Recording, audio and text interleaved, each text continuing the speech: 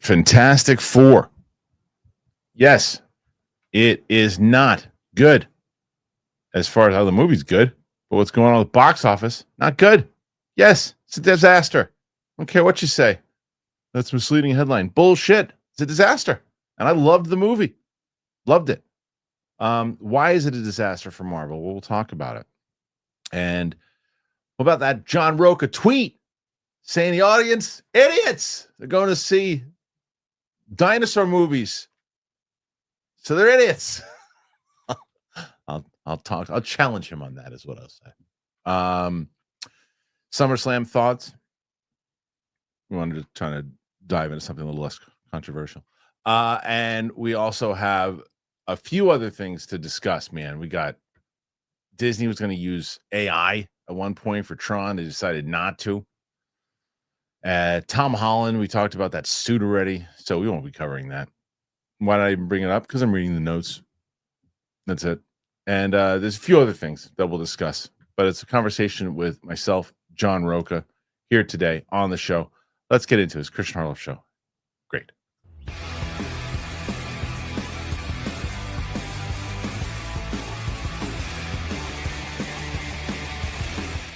Welcome back to the show, ladies and gentlemen. It is Monday, going a little earlier here today. We're doing an experiment. We're going to see if that this is a time that you guys like, and we'll see how that works. So we're doing an experiment, and one of the reasons I'm able to do it, the guy who has helped me experiment with live in general, come back and do it. John Rocha, what's up, John?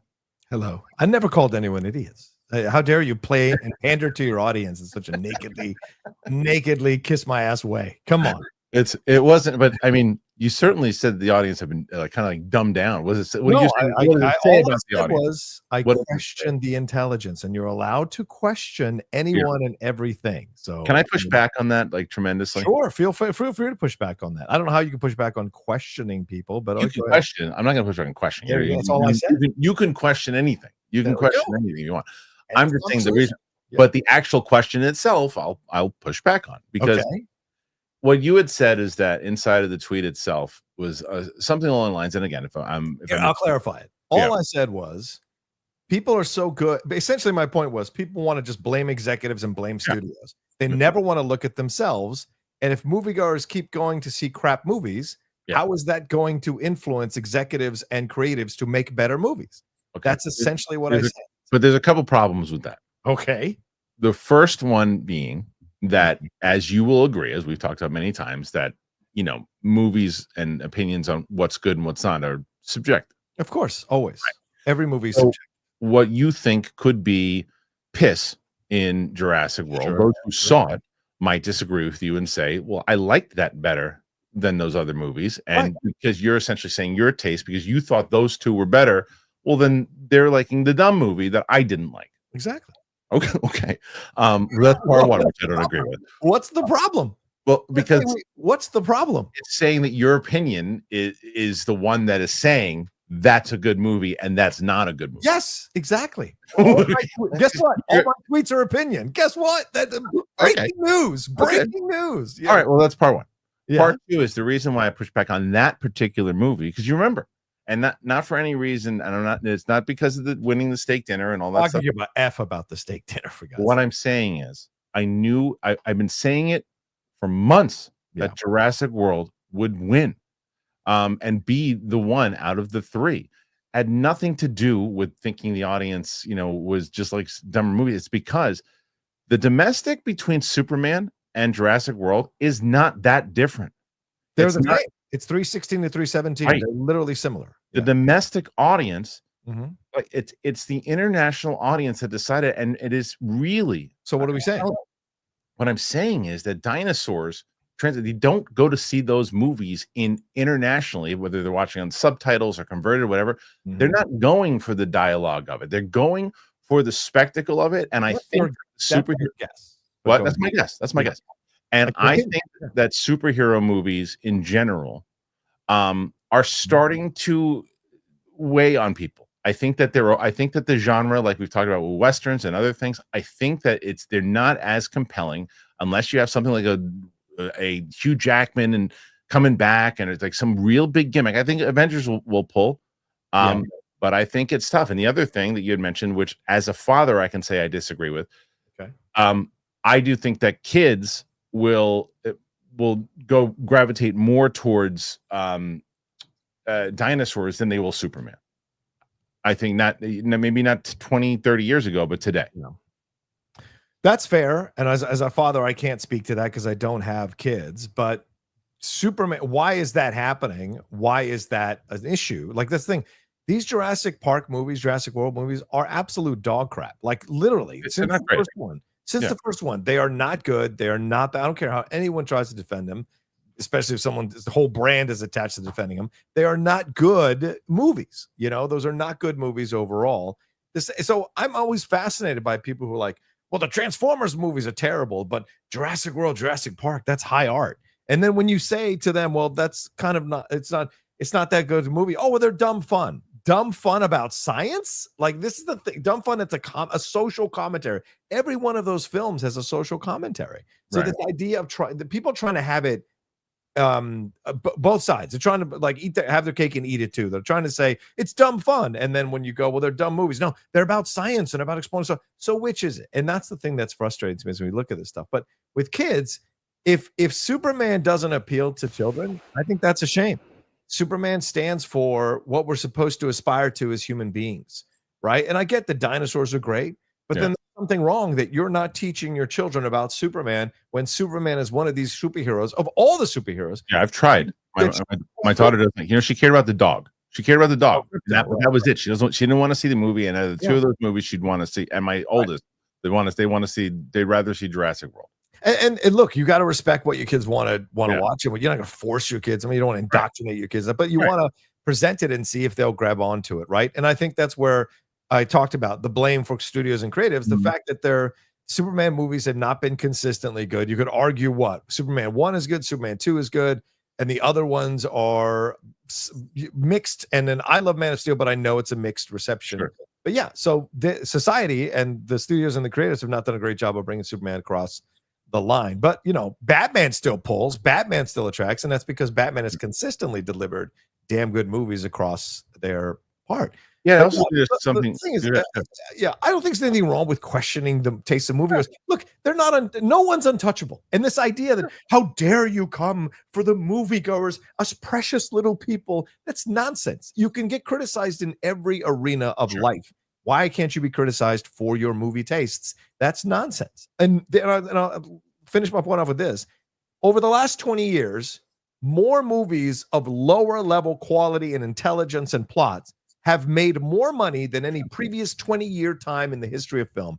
That says something. Look at the education levels across the states. They are dropping in a lot of states compared to where they were 20 years ago. Right. There's a reason for that. They're cutting funding for education. Everything's connected. Right. So you've got to look at it in a bigger picture rather than me likey this, me no likey that. No, there's more. I think that there's more. I'm telling you, though, I think there's a lot to do with spectacle, especially now what and how people go and see movies, right? Because let's talk about the actual box office. If I was defending Quantumania and Love and Thunder, that's a different conversation. Yeah, but I'm defending two damn good superhero movies. And I understand.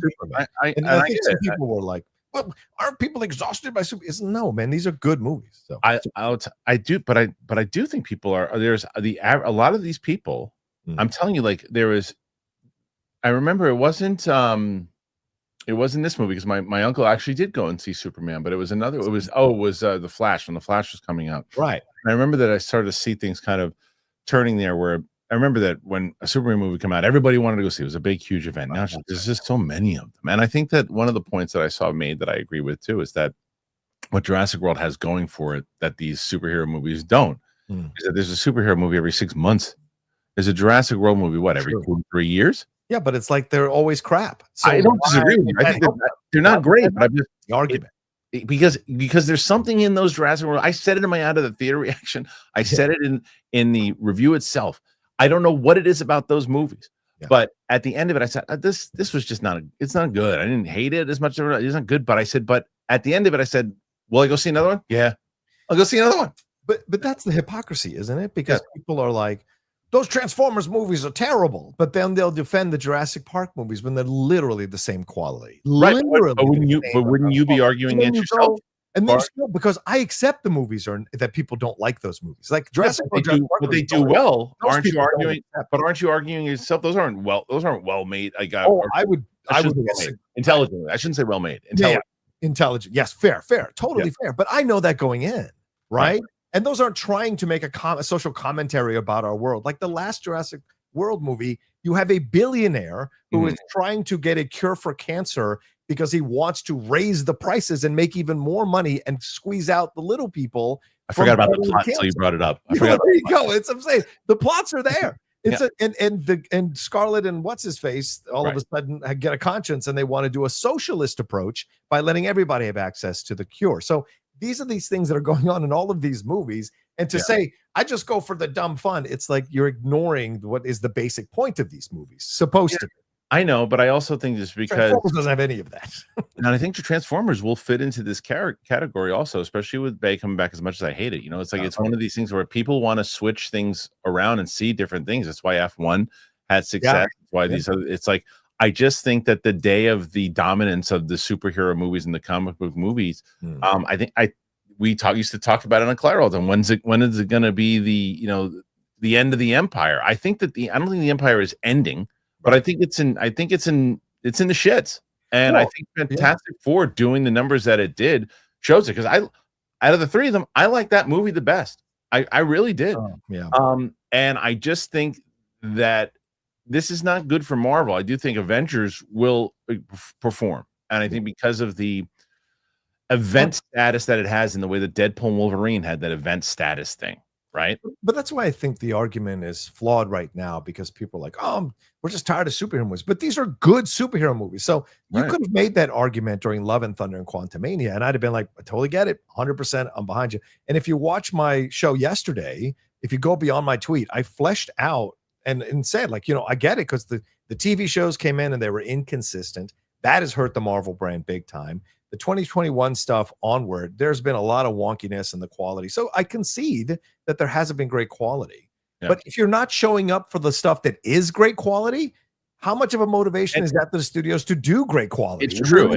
It's true. And you have to market it. And here's a clarification. I mean, Deadpool Wolverine is not that good of a movie. And I mean, it's true. But here's a clarification. I keep getting this comment. As far as, like, so let's say a movie with high quality, like Transformers 1, right? The marketing on that movie is awful. And for those who say, the animated film, yes, and some say I bashed the marketing, yes, because the marketing sucked. The trailer sucked. It looked like it was going to be a big piece of shit. And guess what? Because of that marketing, the movie ate shit. It ate shit. Nobody went and saw it, and it was fantastic. It was one of the greatest movies because of the year, animation wise. It was great.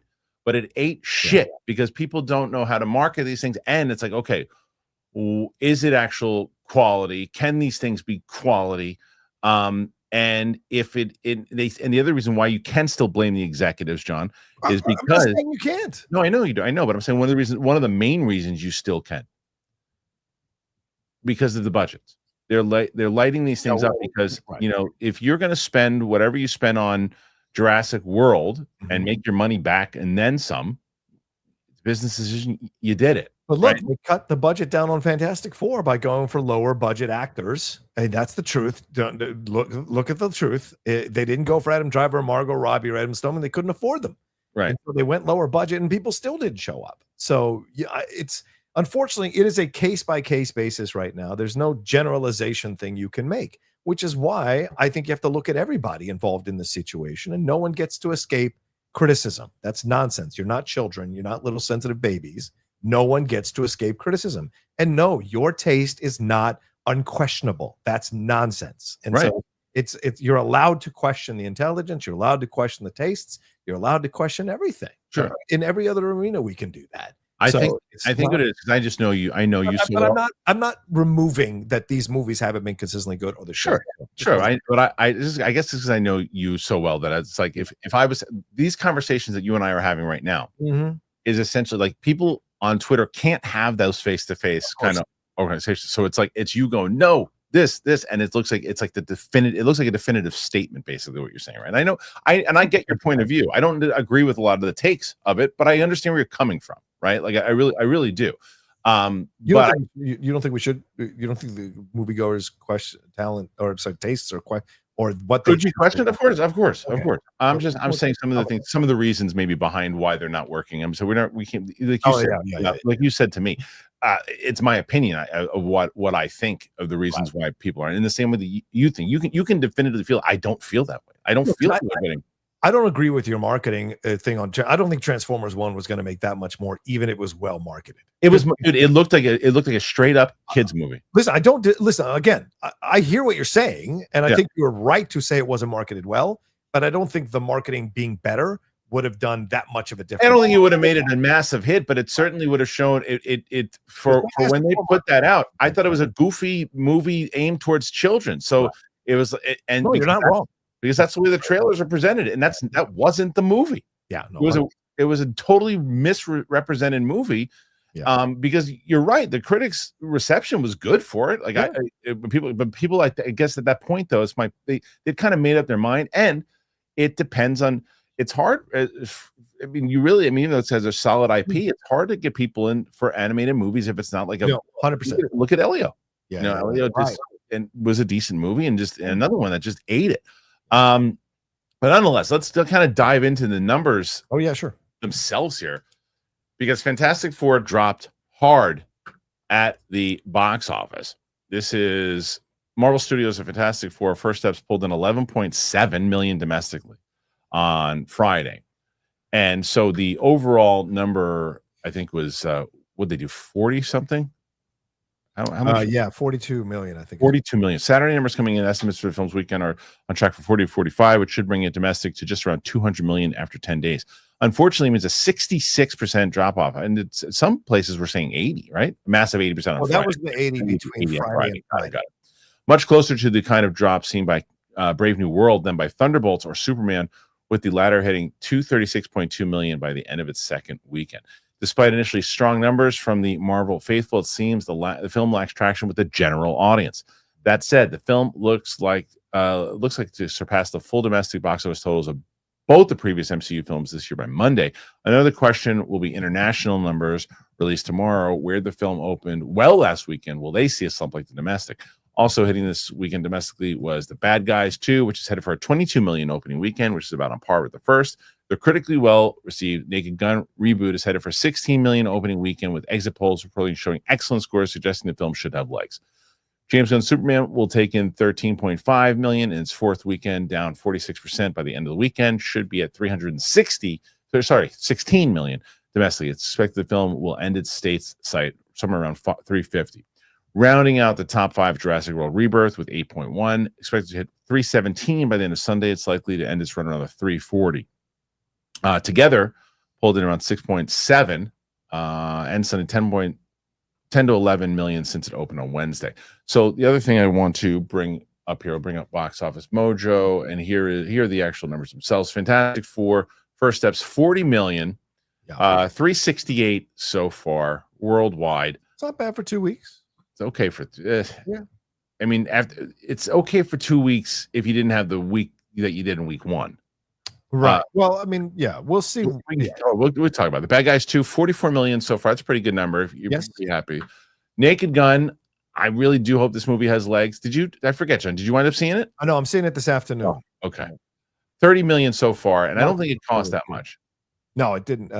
No, it didn't cost that much. It was 11 million. More and more people seem to be excited about seeing it. So Superman now, again, 551. So it looks like it's going to hit that 600 close to 600, what we talked about. And then Jurassic World worldwide at almost 800 million. Yeah. So I think it'll tap out around 800 million, close to it now. Either way. So the reason why I think Fantastic Four, I think it's a disaster. I really do. I think it's a disaster. I think for Marvel, they needed this movie to get people excited again, because now all you're doing is resting on the laurels of the fact that it's the Avengers. We have Downey back. Please come and see the movie now. I mean, you'll have Spider-Man that comes out first, and it's Spider-Man, so that doesn't really count. Spider-Man is Spider-Man. I think, though, they're going to, and it's not really leading into the Avengers movie. This was the movie that's supposed to get you excited about who these new heroes are. And you're like, okay, you have a big, huge weekend, or a nice weekend, 120, whatever it was. and then you drop to 40 million. That's a massive, massive drop. It does show exactly what they said in there. And that's the problem with going with these big budgets, because yes, you'll get that core audience in there if they really want to see it. The core audience is there. It's a big core audience. We had this conversation on Friday. The problem is it's not expanding and making people care the way that the first 3 phases did outside of the hardcore. Yeah, I talked a little bit about this yesterday on my show, on my channel. It was like, there's so much to look at here with it, because it is a good movie. It is the reviews are great. It's an A- cinema score, which matches Superman cinema score. It was marketed to the teeth, but I agree with you. Everyone trying to shift goalposts now that somehow Marvel is okay with 500 million being the end point for this movie is out of their effing minds. Okay.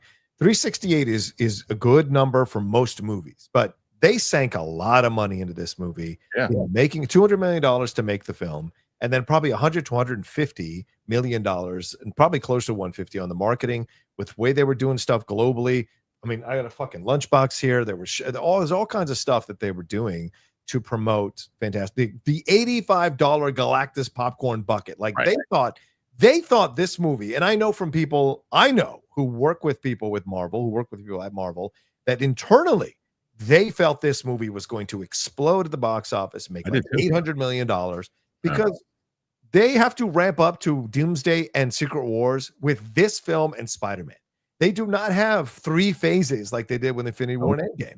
So they thought this was going to be the one that was going to get people, as you said, Kristian, excited about Marvel again, that they're on the right path. And Kevin Feige even made this film not connected to the overall universe. If you walked out of the theater during the credits, you would have no idea that it's connected to the main universe until Doom shows up. And Doom's not even technically in the other universe yet. So there is so much about the film that they tried to say, we've heard you, we're making the changes, and people still didn't show up.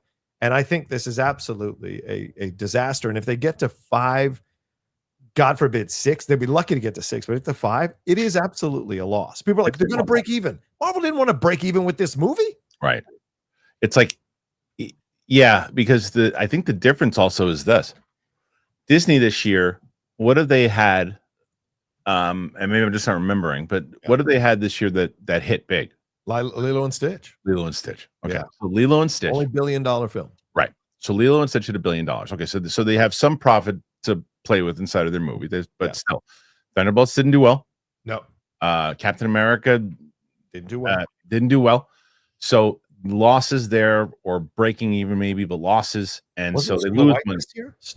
Snow White ate it. Right. So they've already kind of started losing money to balance out. Plus now this big one. So they're not in a spot where like, oh, our other movies made money. We can deal with them with an average. Okay. Warner Brothers can do that. So when they look at Superman and go, Superman made 600. Look, it made $600 million, whatever it made. It did. It made us a little money, but it got people excited about it. We're moving forward. Guess what else happened? Sinners crushed. Freaking Minecraft crushed. And there was a few other ones that crushed. They had a big year. They had a bigger year already. We're only in August. So they can say, you know what, 600, that's fine. That's a good way for us to start. Let's a little bit frugal, a little bit on the box office. Disney, it's funny how the tables have turned. Disney's not in that spot to be able to do that with Marvel. And Marvel really needs to get to that finish line of Avengers and just go all in on X-Men. And that's it. That's it. Yeah, no, I don't disagree with you. But you know what? This doesn't bode well, though, because the idea of them doing event movies is fine. Like you said earlier at the beginning of the show with Deadpool and Wolverine, bringing back Hugh Jackman and all of that. But if you can't rely on event movies to save your franchise only, not if you're going to build to things the way Marvel is building to things. And some people suggested on my stream yesterday, like they need to go back to doing trilogies for separate characters, like they did with Captain America, with Thor, with what they did with Spider-Man, what they did with other characters. I'm like, that's absolutely a great idea. Like they have to go back because we have to care about these characters. There's no reason we shouldn't have gotten a second Shang-Chi movie. There's no reason we shouldn't have gotten more with these other characters. There's no plan, John. It's like, isn't it always? That's always, and that's what I used to say about the freaking new trilogy in Star Wars all the time. The reason why no invest, there was no plan. Yeah, and it's the same thing. And someone brought up a very good point in the live chat. Also, Disney's well, it's not like they're, oh my, Disney's going to be in major trouble here. They have Avatar coming out, like a Zootopia coming out. Right. They'll be fine. They'll be fine. But it's like, but when you get to this point right now, they're looking at the ones that have lost them money. It's all Marvel stuff, where it was all Marvel that was putting the money in the bank. Now it's the other stuff. So yeah, those two movies, they're not gonna have a huge, they'll be okay. Disney, but Marvel is like, now you got to wonder, it's like, hey, our star athlete blew their knee out. You know, it's like, we don't know. They had rehab and they're everything, you know, it seems like they can run, but they're just not as fast as they used to be. And I said I made the comparison more boxing wise, where like Disney started out and they were winning the first 6 rounds, but 7, 8, and 9, they've been taking a lot of hits. They've gotten knocked down a couple times. They're on the ropes. 10, 11, and 12, those rounds are going to decide this fight right now. Right. And we're looking at Brand New Day, Doomsday, and Secret Wars. There's been no buildup to this, and then people are not coming to see the Fantastic Four in the numbers they thought to help with the buildup. Right. So they're going to wait till it goes on Disney Plus, which is another element of this that needs to be explored as well. Like, is that a smart business decision to run these movies quickly onto digital? But anyway, that they're gonna, if those things don't, if Brand New Day, I think, well, listen, you can question Brand New Day. Destin Daniel Cretton did Shang-Chi, and that's a lot of people like that movie, but people have criticisms of that movie. It's not John Watts coming back to do it, right? And then you've got the Russos coming back, but the Russos have had a spotty record outside Marvel. They're not coming back with the 2 writers together. It's only one of the writers who wrote their stuff before. And then you're bringing back all these characters and you're trying to fix the universe and go forward with and launch a new phase here with the X-Men characters and the mutant stuff.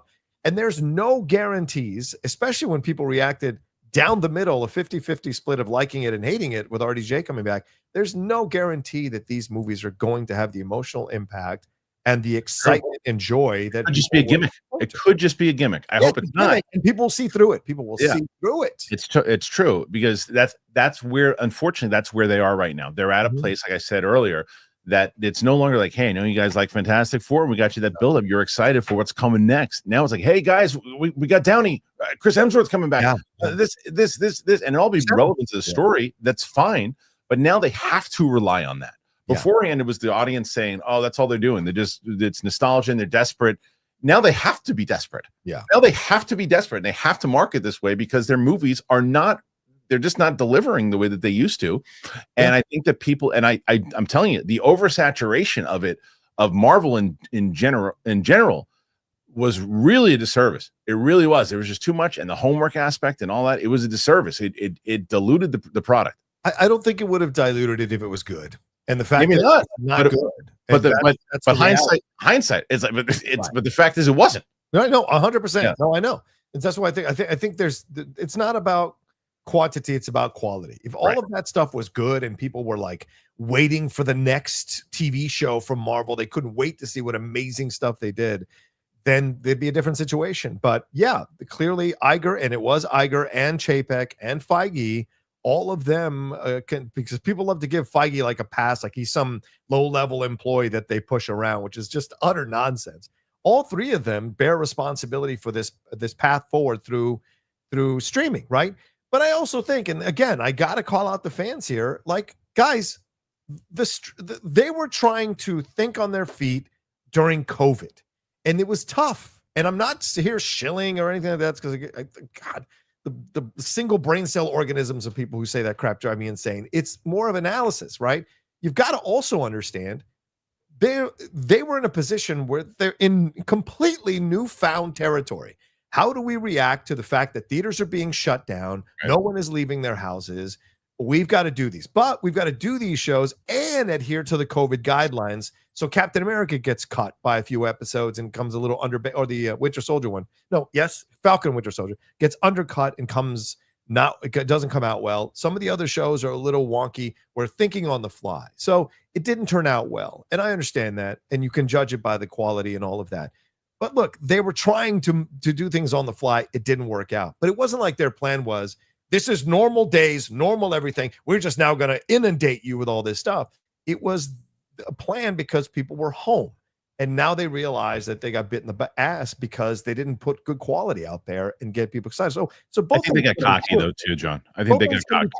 I think like they got cocky also. I think that it was probably. Yeah, I think when you're throwing everything against the wall and everything's sticking, and you're in a place for that many years when everybody's seeing everything that you do, and you put out like, hey, what about this movie? We're gonna put a talking raccoon in it. Huge hit. Nobody knows what it was. Who cares? This movie, Captain Marvel, $1 billion. Like, what the hell's going on? We're King Midas. We can do whatever we want. Well, and then it's that like goes to my point, doesn't it? People kept coming even for their crappy stuff because they didn't need to put in extra effort and got lead up because what they did is they ran with this thing of which was really one of its kind of the shared universe going into, although Kevin Smith did it first, but still, but leading to the idea of, look, this is going to lead to a big event, to a big event, to a big event. So everything was must see. It's not must see. It's not must see anymore because we don't even know who the Avengers are. There's Avengers movie coming out. Who are they? Who are the Avengers? Who are they? Like the new Avengers. Okay, that a movie that not everyone saw. And then Mackey's Avengers. Who are they? We don't know yet. And then there's possibly the Young Avengers. Who are they? No one knows. There's no. It's a mess. It's a mess. And all they're doing now is really, as they should be at this point, it all is on Downey's shoulders now. And now it makes sense why they went and got him. As much as I think they could have gotten somebody else and done something. It makes sense why they did. They're just like, please help us. Right. Yeah, and the people who come at this and go like, oh, it's because they went woke and DEI. It's just, to me, that's utter nonsense because it was them changing directions and wanting to bring more people into the tent. And there's nothing wrong with that. The problem was the quality of those shows was not good. And so you essentially gave people ammunition to go after your decisions to be more inclusive. And I do think sometimes, though, on numerous avenues, they fumbled the ball. Yeah. But I think there's times that you do things where it's like it fits the story, it's right, 100%. It works. And there's other times I do think that Feige sometimes bent the knee to social media. I think that there are some times that he was is like, oh, we need to do this. We have to do this because we're going to look like this if we don't do that. And it's like just you didn't do that when you did movies like Black Panther, which was incredible movie. Yeah.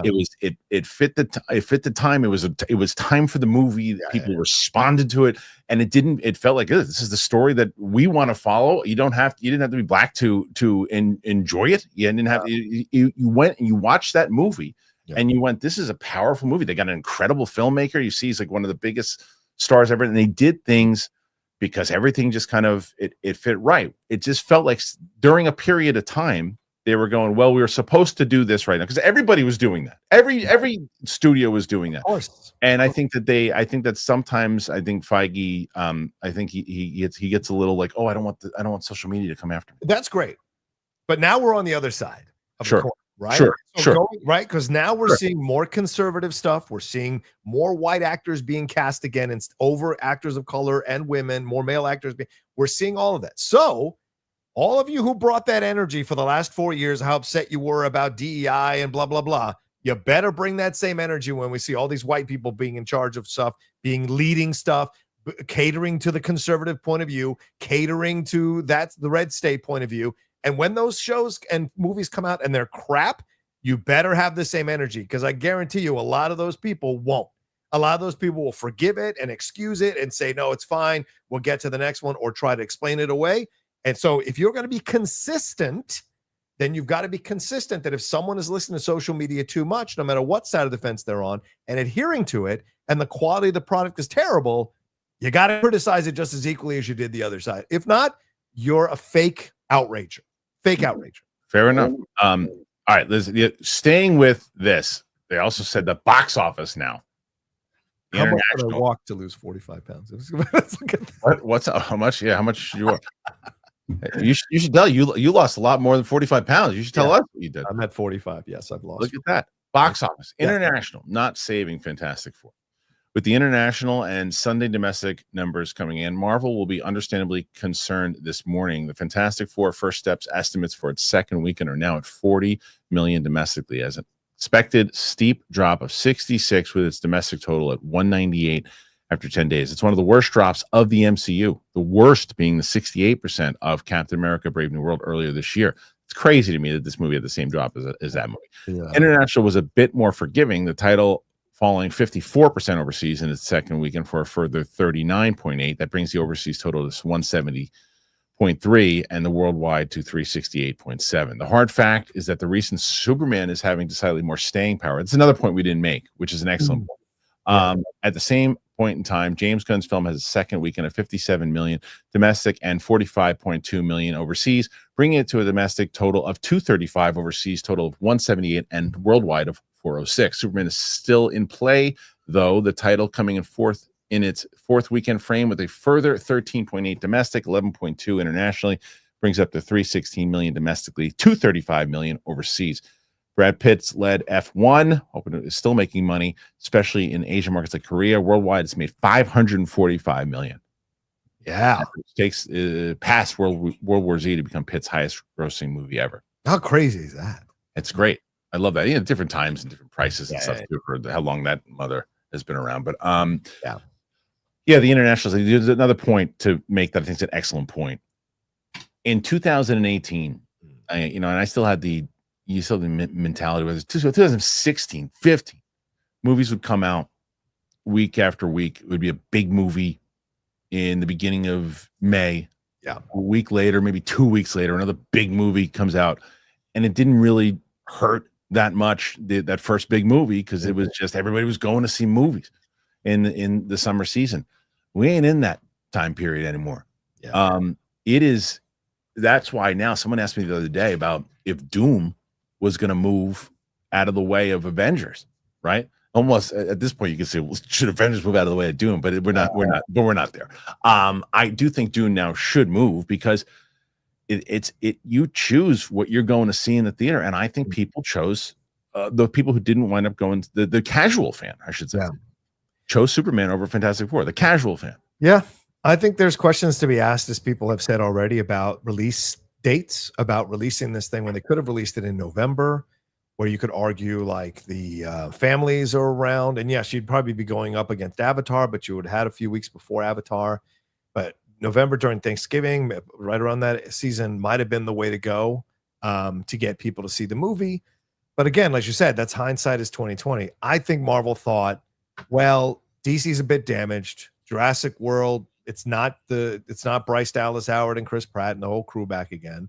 We have a real opportunity here to like own the summer with a movie like this. And it seems like in hindsight, they completely miscalculated, because as someone pointed out to me on Twitter, like the amount it costs to go see movies with a family now, you have to be much more selective on the films you choose to go. And as you said earlier, like you poll your children and go, which one do you guys want to go see more? And that's the one you're going to spend your money on. Right. And clearly people chose Jurassic World really over both, because Jurassic World has stomped them both. Oh, but they didn't stomp them both worldwide. It's worldwide.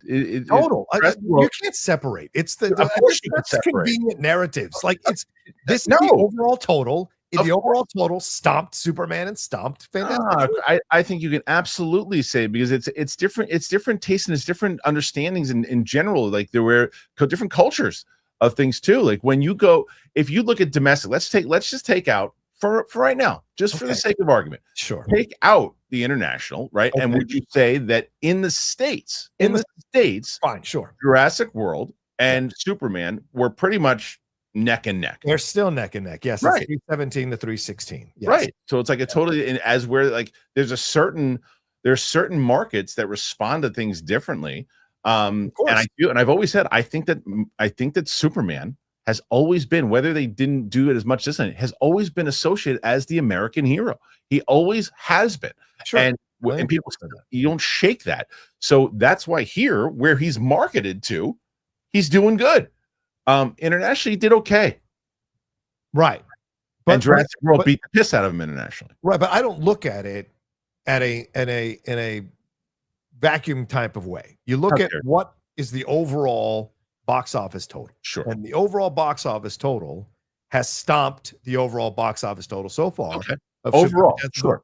Yes, because it's almost like $300 million more than Superman, and certainly much more than Fantastic Four at this point. We don't know what's going to happen next couple of weeks. But clearly people chose those two. How about this? People chose those two movies over Fantastic Four. And it could just be they were exhausted. They'd spent their money. They didn't want to go multiple times to the theater, having already gone multiple times for Jurassic World, probably multiple times for Superman.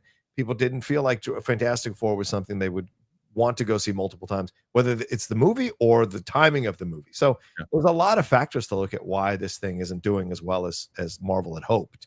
That's true. But if you want to go, if you want to go provincially to just domestically, yes, fine. Yes, it's comparable. Right. But we can't make an assessment on overall. But overall, there's no. It's not. It's the clear winner, and there's no world where they're going to even come close to it. But I just didn't think it was going to win by this much, man. No, I did. Internationally, what do you guys think? Is there any world that international could save Fantastic Four? Does it actually look like it's going to be? Well, we know Jurassic World's going to be the winner, and then it'll be Superman, and then it'll be Fantastic Four. What do you guys make of the whole box office conversation in general? Do you think that we're just making, nothing out of this? And the fact that Fantastic Four might actually help out the Avengers, and people will come see it, and the second one will do better? Or are we on point here? What do you think? Put your thoughts in there. Let us know. All right, we're going to come back with a bunch of other topics, a lot of other things to talk about. And first of all, thank you everybody who's in here right now. Almost 1,400 people watching live. If we have told you guys many times over, if you want to help out the show right now, the questions are coming in Fast and Furious 2 on the super chats, and we'll get to those. And John can have a big day today. As last week it was who the hell won last week? I think it was Roxy and Roxy and Mike last week. So can John do it this week? We shall see. But before we even do that, I'm going to tell you about Trade Coffee. I'm going to tell you about Factor, and then we'll be back in a moment. Here you go. Let's start to rave about Trade Coffee. You know how much I love Trade Coffee. So cold brew, you drink it year round, and the problem is you rely on grocery store concentrate on $6 cafe runs, mostly out of what, to me, I always thought it was convenience. But when Trade came, come on, cold brew at home, it's easy, and it tastes way better, and it costs less than buying out. Doesn't matter if it's summer travel, weddings, weekends. My routine, I've talked about it. It's all over the place. But my cold brew ritual, that is the only thing that I won't skip. Thanks to Trade. They have the cold brew beans. They're smooth. They're easy to prep, whether you're brewing ahead for the week, filling my tumbler to take on the road. I can skip deliveries when I'm away. Trade is the #1 coffee destination for the U.S., both hot and cold coffee drinkers. They've sourced the best beans from the top roasters around the U.S., and now they have a special cold brew collection. I mean, come on. Plus, they've teamed up with 15 roasters to create a special cold brew bean collection that ensures your cold brew at home tastes exactly how it should. It's smooth and it's delicious. Love it. When they said they were doing this, it's like, oh, please and thank you. I already love you guys. Now I love you even more. So they sent this bag that I've been doing, and my buddy was in town. I said, hey, I got cold brew. Check it out. Brett, you know Brett. Brett loves it. Limited time. Trade is going to give you 50% off a month of cold brew. 50% off. That's around 60 cups of cold brew for 50% off. But you have to go to drinktrade.com/Christian. That is drinktrade.com/Christian. You get 50% off 1 month of cold brew. drinktrade.com/Christian. You know, the other day someone asked me, how do you still eat well if you're really busy and you don't have the time? Yeah, I'm telling you, you got a busy schedule. You got all the summer plans going on. What do you have at best? A couple of minutes? Factor really has helped me eat smarter. It's got the tasty chef prep meals. They're dietitian approved, delivered right to my door. And now the best part is they have more than 65 weekly meals. It's made for how I live right now, what I like to eat. I've gotten more ways to get fit with a real meal wherever the day takes me, and they really zone it to what your preferences are. There's more variety. There's more meals. You can choose for a wider selection of weekly meal options, including premium seafood choices, salmon, shrimp. Salmon's delicious at no extra cost. Shrimp's great too, by the way. I just love the salmon. You can savor global flavors. So for the first time, you can try the Asian-inspired meals with bold flavors influenced by China, Thailand, and more. From more choices to better nutrition, that's why 97% of customers say that Factor helped them live a healthier life. You can feel the difference no matter your routine. I've been doing it. You should do it too. I'm telling you, I love Factor. I've talked about it the other day. Someone asked me about it. I was raving about it. We didn't even have a spot on the show. And I was talking about how much I love Factor. So you can eat smart at factormeals.com/Christian50 off, but use that code Christian50 off. Get 50% off plus free shipping on your first box. That is the code Christian50 off at factormeals.com for 50% off plus free shipping. Get delicious, ready to eat meals delivered with Factor. All right, thank you to Factor and to Trade Coffee, man. I'm so excited that they're both with us, and I'm glad that you guys were with us. And I always say, if you want to support the show, that's how you do it. Hot sauce has nothing to do with what we're talking about today. But so thank you guys for being here. Links in the description for both Trade and Factor. Yeah, John, I don't know if I told you we were doing that Kickstarter soon. Oh, and the show. Yeah, and so the script is done. We got it to a director. We have a director that signed off, which we're pretty happy about. And we should we're getting the new script over them today. But we had a bunch of members in a member stream, and we were asking some of the members to come up with kind of some cool tiers of things that they think that would be worth it for people. And people had great ideas about, like, first of all, doing like a long like a live stream like every day, just like from like in the morning, myself doing it like all day and bringing you guys in to come in when you can come in and just doing that. But then also, you know, for the tiers themselves, if people want, like at a tier can be an extra in a scene, or can get videos from behind the scenes, because we're going after some big talent, and we're going to try to do something. Yeah, there's one name that one of the people floated at me yesterday that they have a connection with. I'm like, oh my God, if we get that person, then people are going to lose their freaking minds. That's great. So we're trying right now, and there'll be more news on it. But anyway, you got a lot going on with you, and I know this weekend you did the SummerSlam. Hey, look at that. Yeah. I'm in the process. I was just moving. So like I was trying to, I watched the Punk and Gunther match with my little one on Sunday morning. We watched it. But overall, it was 2 nights. There was a pretty big event, and there was a lot of things that were happening in this one. And what were your overall thoughts of SummerSlam? Yeah, I thought it was a good premium live event. It wasn't a great premium live event. There were great moments within it. There were like 3 or 4 really great moments within it. And the highlight was absolutely the Cena versus Cody Rhodes match. And I never thought I would say that about a Cena match since he came back, but that match was incredible. It's an all-timer. Wow. All-timer. And when you watch it, you'll see this is the best match he wrestled since he came back. That was old school Cena. He brought it for one last night. I don't know if that ridiculous way they ended it is going to lead to another battle that'll be his final one. But if he went out on this one, he wouldn't need to fight another match. Like, honestly, it was such an incredible match. And Cody and him wrestled to the nth degree on it. So it was phenomenal, the match. And the other match, the Punk match with Gunther was initially great, and then it got kind of like, can you believe that he's able to pull this stuff off? And it was a little wonky, but the Seth Rollins thing, although most people predicted it, they still played it so well, and it worked well and got the pops that they wanted. I thought the triple threat match with the ladies to lead off night 2 was really good with Rhea and Naomi and Io Sky. I thought the tag match with the table ladders and chairs, I started out feeling like, oh, this is not that exciting, and then it really got good as it went along. Becky and Lyra, that was an interesting match that might have gone a little too long.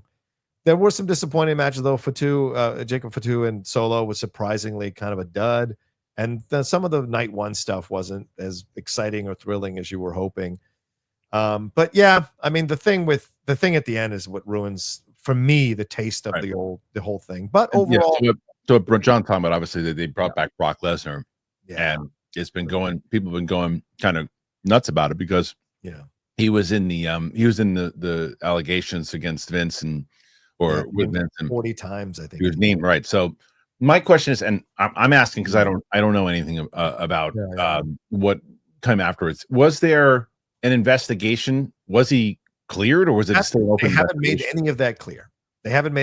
She amended her statement to say that he wasn't involved, but in terms of doing anything with her. But the thing is that he was supposed to do something with her. He got too drunk to do it. It wasn't like he had a crisis of conscience. But that's in the record. That's definitely in the record. That's what is in the allegations in the statement. Alleged was that not right. Right. All this stuff is alleged. And watch the documentary and tell me if you want to give me. Okay. Yeah. I have to. I guess I'm just asking the question. Yeah. No, totally. And the thing is that he had accepted having sex with this woman in exchange for signing a new contract with WWE. Right. The problem, he went to go see her at her place. It's unclear whether he actually saw her. He's only there quickly. then went out drinking, and apparently got too drunk to go back to her place and consummate the deal, in essence, physically with this woman. But it did lead to Vince then, according to the allegations, playing as if he is Brock Lesnar and having very rough intercourse with this woman, in a very unsettling way from what you read in the things. Sure. The thing is, people are hiding behind this idea of like, oh, these are allegations. It's just allegations. But you read that stuff and you read the text messages, and do me a favor, read it to the female partners in your life. Read it to your mom. Read it to your sister. And you tell me if you should be cheering for this man coming back. And that's the thing that you look at this stuff and go, this is some sickening stuff that's going on behind the scenes. I wonder why, though, like where Cena plays, at least from what they said, that Cena really that's Triple H says that, and he's the most unreliable narrator there is on the planet, this side of Vince now. And so I got a statement from Cena on that. Right. Yeah, but Cena's been defending Vince from all of these allegations because how much Vince has helped him. So it's a complicated situation, and it's frustrating because you want to believe the best of these people. Right. And when they pull a move like this, it's an insult to women to pull a move like this because it's still under investigation. The stuff hasn't been settled.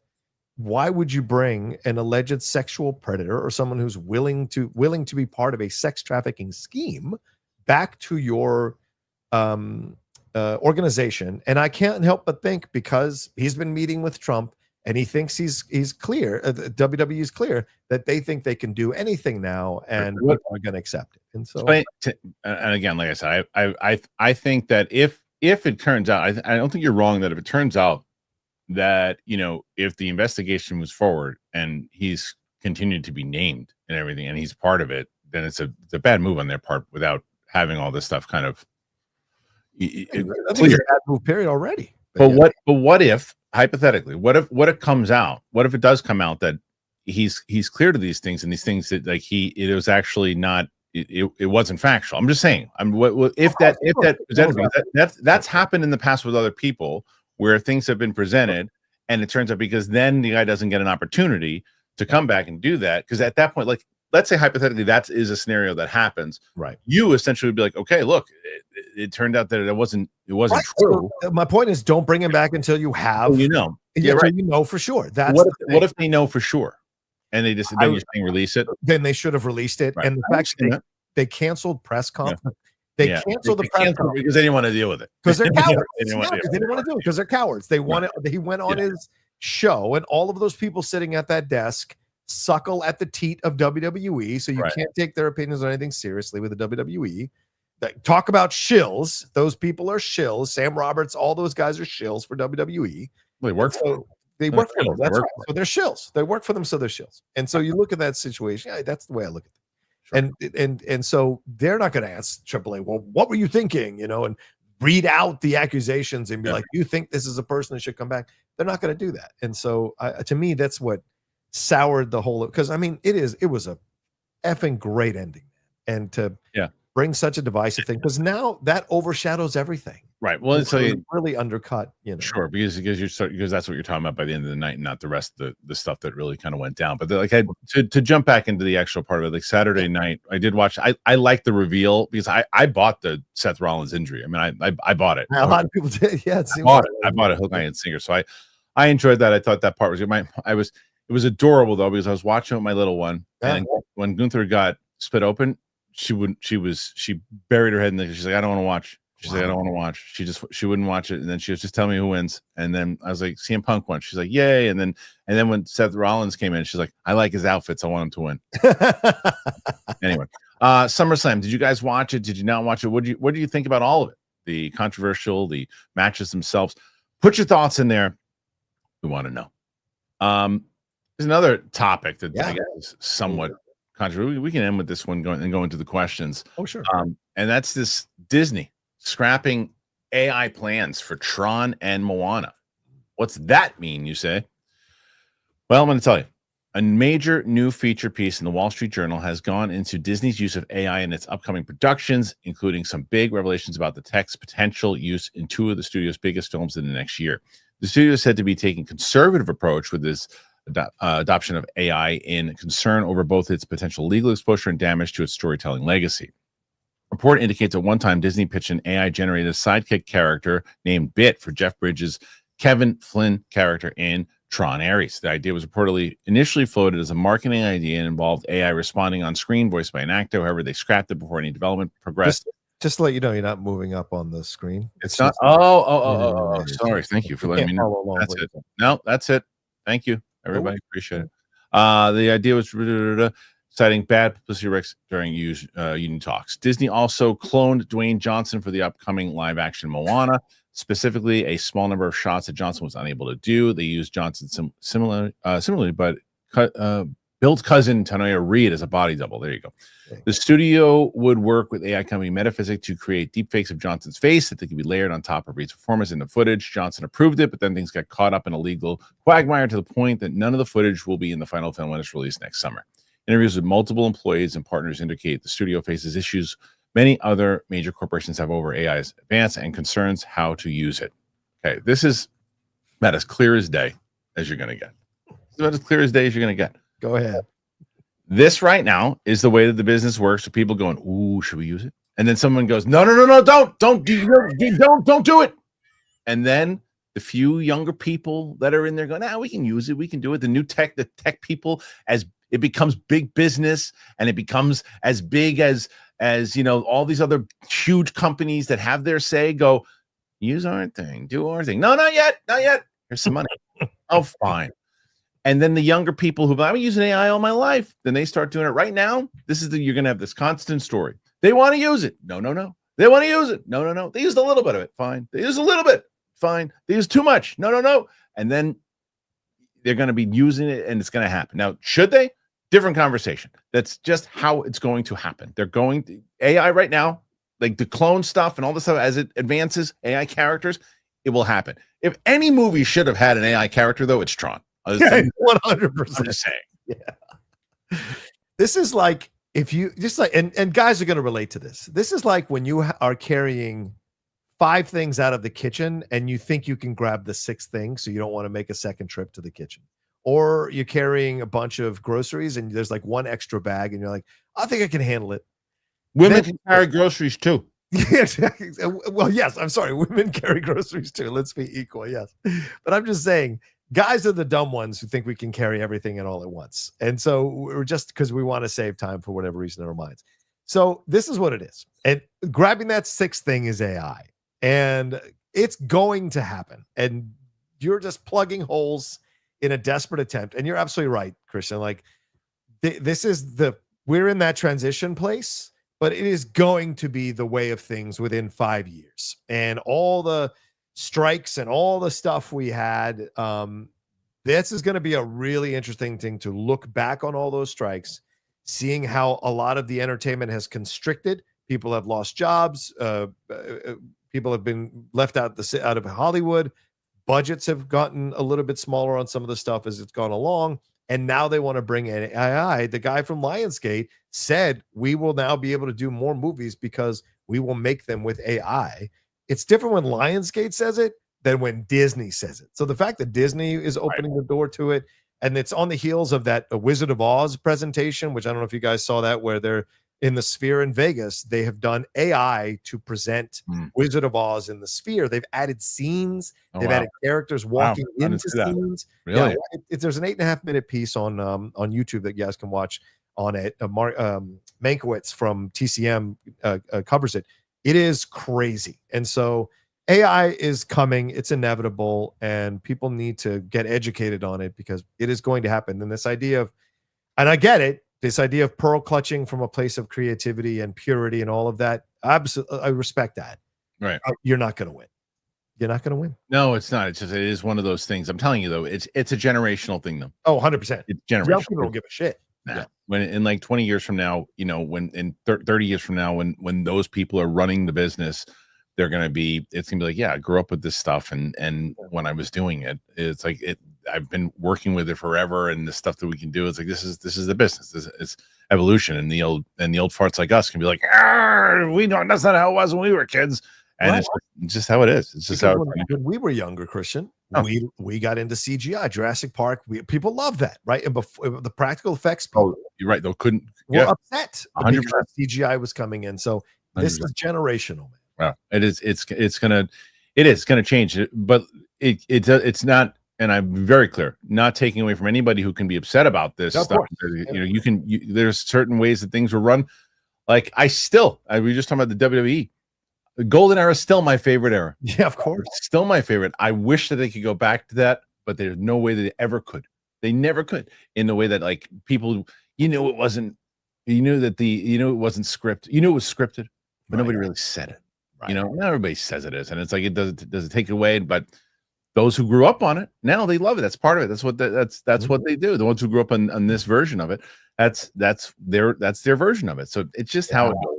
I bet the old school guys hate that stuff like crazy. Well, I saw something. Who was I said? I mean, he's not an old school. He's an old school MMA guy. But Josh Barnett was talking about because Unreal. Did you watch Unreal? I've not yet watched it. But I saw but Unreal. Josh Barnett was saying how much he hated it because it's too much behind the curtain. Yeah. If that show would have come out, randomly, like when they weren't opening up, like when I saw Rhea Ripley on Van Vliet. Great interview. It was great. He's the best. And so she was just talking about my character. They treat it like a television show now. Roddy Piper used to get stabbed in arenas because they thought he was who he was. Flair too. Yeah, all of them. Anyway, that's a sidestep. AI. Hey, wait! I tried to get stabbed in the Schmodown. No one wanted to stab me when I came out as a heel. It sucked. Well, keep going on Twitter the way you are. So, guys, thank you. As far as this topic goes, let us know. AI. What's your thoughts on it? Put your thoughts in there. We want to know. All right, John. We're gonna get to these questions, man. Use ChatGPT to respond to our thoughts on AI. I know we show, and we're not even here right now. I'm on my way to the 2 screenings I have to go to. Please, that would be awesome. I know. I'm going to see tonight. I'm going to see both Weapons. I just watched Barbarian for the first time. I just put my reaction up today. Nice. Movie was crazy. Yeah, it was a crazy movie. So that's up there right now. And then I'm going to see that. And then right after 2 double features. I haven't done double features since like the Ellis days, and I've done 2 double features in the last like month. Wow. But this is going to be a much better one than the one I did Smurfs, and I know what you did last summer. That was the last one. Now I'm doing Weapons and Freakier Friday. 2 very different movies, but I'll say Jamie Lee Curtis, what she did in the last season of The Bear. Yeah. Can we real quick? Yeah, we just finished it over the weekend. Sure. I don't understand the negative reviews for that season. Me either. That was an awesome season of The Bear. I didn't finish it yet, but I'm pretty close.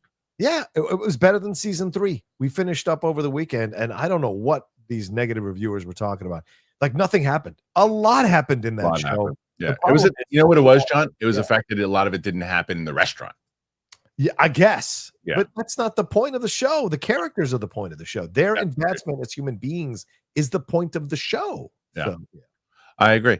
Okay, so we have these questions that we're going to be getting at right now. So you guys, if you want to get John, he's already got 49. 49 before we even started here too. So John, before we get going on the questions, tell them what's going on in the channel. Yeah, the soon to be John Rocha channel. We're officially becoming that next Monday. This week, we're going to do some old school stuff. We might have some Mornings with the Outlaw stuff, some Outlaw Nation stuff. Get a little old school to finish out the Outlaw Nation run and move in fully to become the John Rocha channel next Monday. But I will probably be live a little bit later on today, doing some commentary on some of the stuff. I'm going to see a couple of movies today, and then we've got Spill the Tequila tomorrow. We've got hopefully a Jedi Way this week. Definitely some Geek Buddy stuff as well to come hang out with us and do all of that. And then the Hot Mic on Thursday. Won't be a second Hot Mic show this week because Jeff is on his anniversary in Palm Springs. So if you see him over there hanging out in his pink Speedos, give him a hello and a hi. Talk about somebody who on Twitter. But listen, bitch about him all you want. Jeff's Twitter only increases. It only increases. But he's by himself now. So it's the best thing he can do because he knows that's the most dangerous version of Jeff Snyder. A version that knows he can't be fired. That's why he told some guy to eat his ass. I know. He's anyway. All right, first one. Jake Mason became a YouTube member. Thank you, Jake. Great name. Good time, Mason. Good time, by the way. Good time to be a member right now. Yeah. What do you got? What do you mean good time to be member? What's that all about? Well, I got the unedited versions of the reactions that are always up there too. That's right. We have the other thing that we're doing. We have the live event with Sam that people are going to get early access to. I think I'm pretty sure that's how it works on August 9th. We have the live stream going on over there. But the other thing that we have is that these conversations. I'm telling you, I had such a great conversation with the members. We had an exclusive stream. We do 2 of them a month, and I had a conversation with them. They gave me so many great ideas about the Kickstarter and what we could be doing, because we're going. You understand this when you're going for like a budget for a pilot, and you want it to look like a Netflix, Apple, Amazon Prime, right? And you want to get like quality cast. People don't understand. You can't make you need to put real money into it. You need to make real money into it. So and you look at what Stuckman did, and I use him as an example of how he was able to raise the money he was raising. And we're going big, and we're going to try to utilize all the assets that we have for it. And in order to do that, we got to give goals, and we got to give ideas and things that people have incentive to do. So the members were really helpful on helping me. Right on. Matthew Garrett, as I was saying, we rejected Disney Marvel. He said this was the other thing last week. Deadpool was a gimme because we knew he would make fun of Marvel, and he did. And you and the MC delivered. Who are you talking for? You're talking for yourself. That's true though. He says he's a big we guy. It's like, but I don't know, Matthew, who you're representing here when it's like we, because there are a lot of people who did go see the movie and rejected. It's a failure. There's no doubt about it. It's a failure. The movie right now is a failure. And at this point, yes, it's heading that way. It's a failure. As far as what it was intended to be to what it is, it's an unfortunate failure. But I still think that it's not. But Disney / Marvel. You saying Marvel? We've rejected Disney / Marvel because again, Avatar's coming out.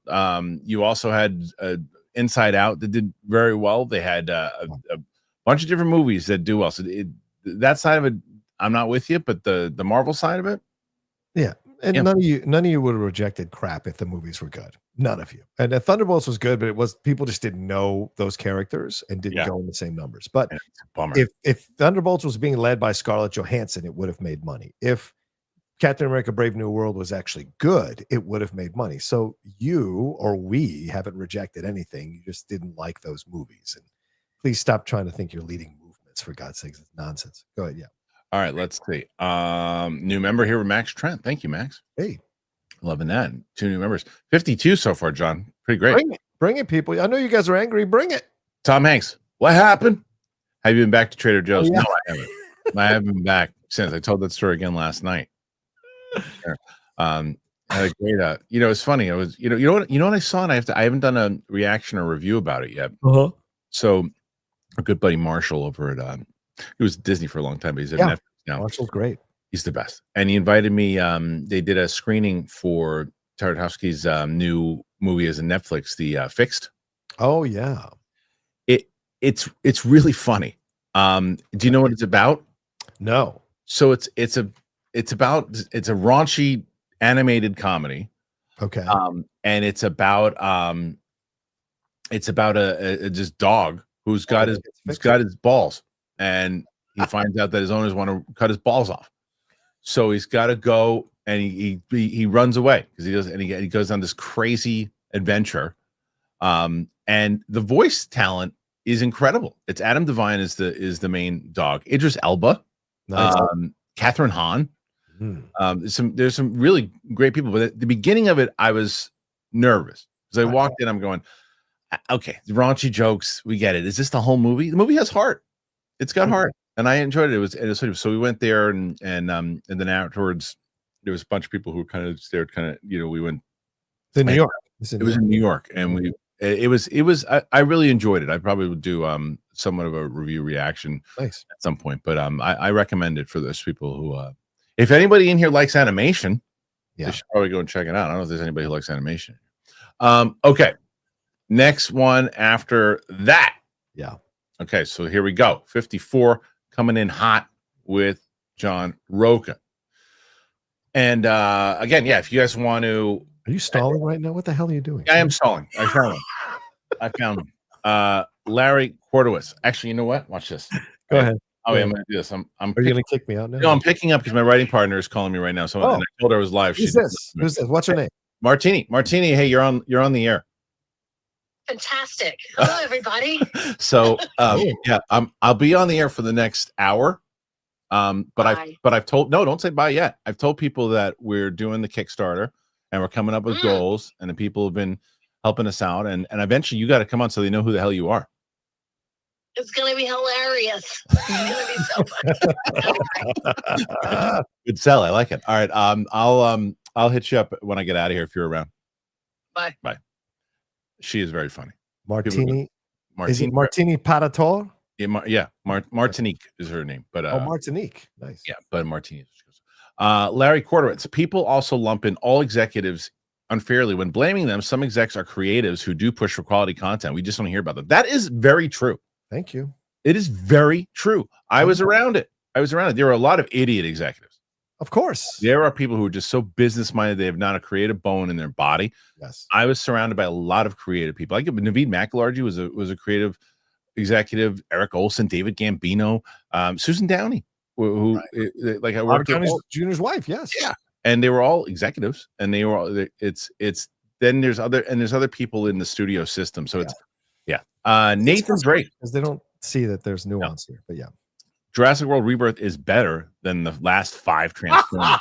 You're a moron. I'm not going to argue with that. Tim. No, he's saying better last. That means better not better than Bumblebee. Not better than Bumblebee, and not better than Transformers 1. Yeah. No. Again, I question the intelligence of this moviegoer.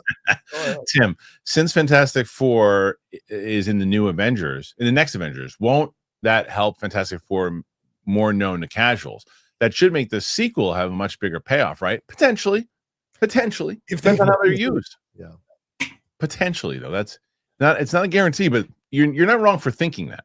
Yeah. Jamie Rell, the Loca Stroker, Mr. John Tiberius Roca. Damn right. Nice. Thank you. Scott Horowitz. What's up, Scott? Hey. Guys. Tonight is my father's 3rd. I want to say this right. Yazrit, Jewish anniversary of death, and he and I were big Star Trek fan in honor of my father's memory. Roca, can you talk about how fantastic Star Wars? It was Star Wars. Star Trek. Yeah. Star Trek New Worlds. Yeah. New Worlds. Yeah, I've watched the first 2 episodes so far. I'm going to catch up on the other 2 episodes in the next couple of days. Loved it. What a great beginning to this season. I'm just in a sad place because they've already said it's going to be done after season 5. And I love this cast. I love this crew. And I love this approach to Star Trek. Maybe my favorite thing since they all came back, along with Picard season 3. So yeah, highly recommend it. It's a great show. Awesome. And again, very sorry for your loss. I'm glad that that's how you're I love having those memories, of just things you've done with your parents. I'm sure, God forbid, the day that my pops in here. I'm gonna have so many ideas and thoughts and things that we did. I was looking through. So his 80th is coming up. Ooh. And we put together like this whole thing, all these pictures, and I'm like, oh man, I know I'm looking at these pictures differently today than I will in 15, 20 years from now. Yeah. I probably won't get invited to say anything about your dad either. Like I wasn't invited for the Mark Riley birthday thing. But go ahead. Yeah, go ahead. Let's keep going. What the hell is wrong with you?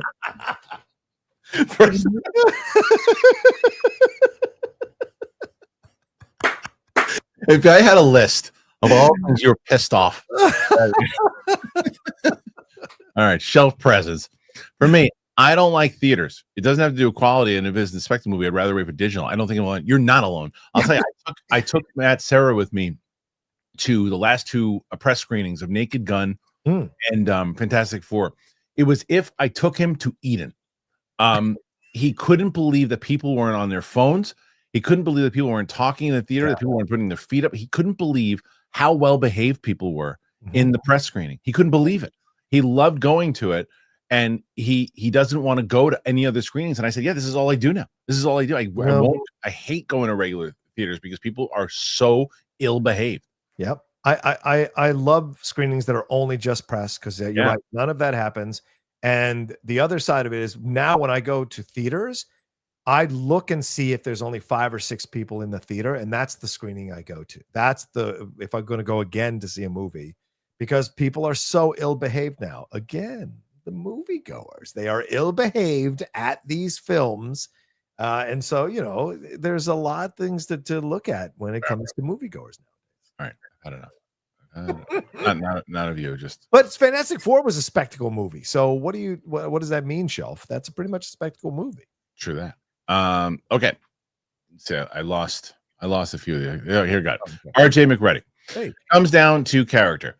Fantastic Four are paper thin in the film. What is Sue and Reed's arc? How do they change as people? Throwing in a baby simply makes them parents. What's Johnny's arc? He learns space language. Do you want to have this discussion? Because we can, yeah. RJ. Sue's arc is, of course, she's been helping with everything that's been going on, and she's this world leader, but now she's becoming a mom. And what does that mean? And when she delivers that speech about sacrificing the baby or for the planet, sacrifice the planet for the baby, that's her making that turn where she understands that there's a bigger implication of the things that she's doing. And so she's got to learn from that. With Pedro Pascal as the dad, he is overly protective of the child. He's got to learn to let go of those things and learn to let go of him needing to have the right answer all the time. That's the whole journey. And with Johnny, it's about Johnny coming to terms with the fact that he is an integral member of the Fantastic Four, and him learning the space language. And for him, that's his arc. By the end of the movie, he is ready to heroically sacrifice himself in order to save this child, because he now feels like a fully fledged member of the Four. It's not that hard, buddy. It's not hard, RJ. You know, my favorite part of Sinners was? What's that? When, what's his face? Where you go? I don't know why I thought of it. When you said something, I just thought, what's this? Oh my God. Who's the bad? Jack O'Connell. Oh yeah. Sammy. Like 2 or 3 times. Sammy. I don't know. That had nothing to do with anything you were talking about. Tyler Pfeiffer. Stuckman just released the Shelby Oaks trailer. Looks great. Good for him. Like I said, he's been a big inspiration as far as starting this project.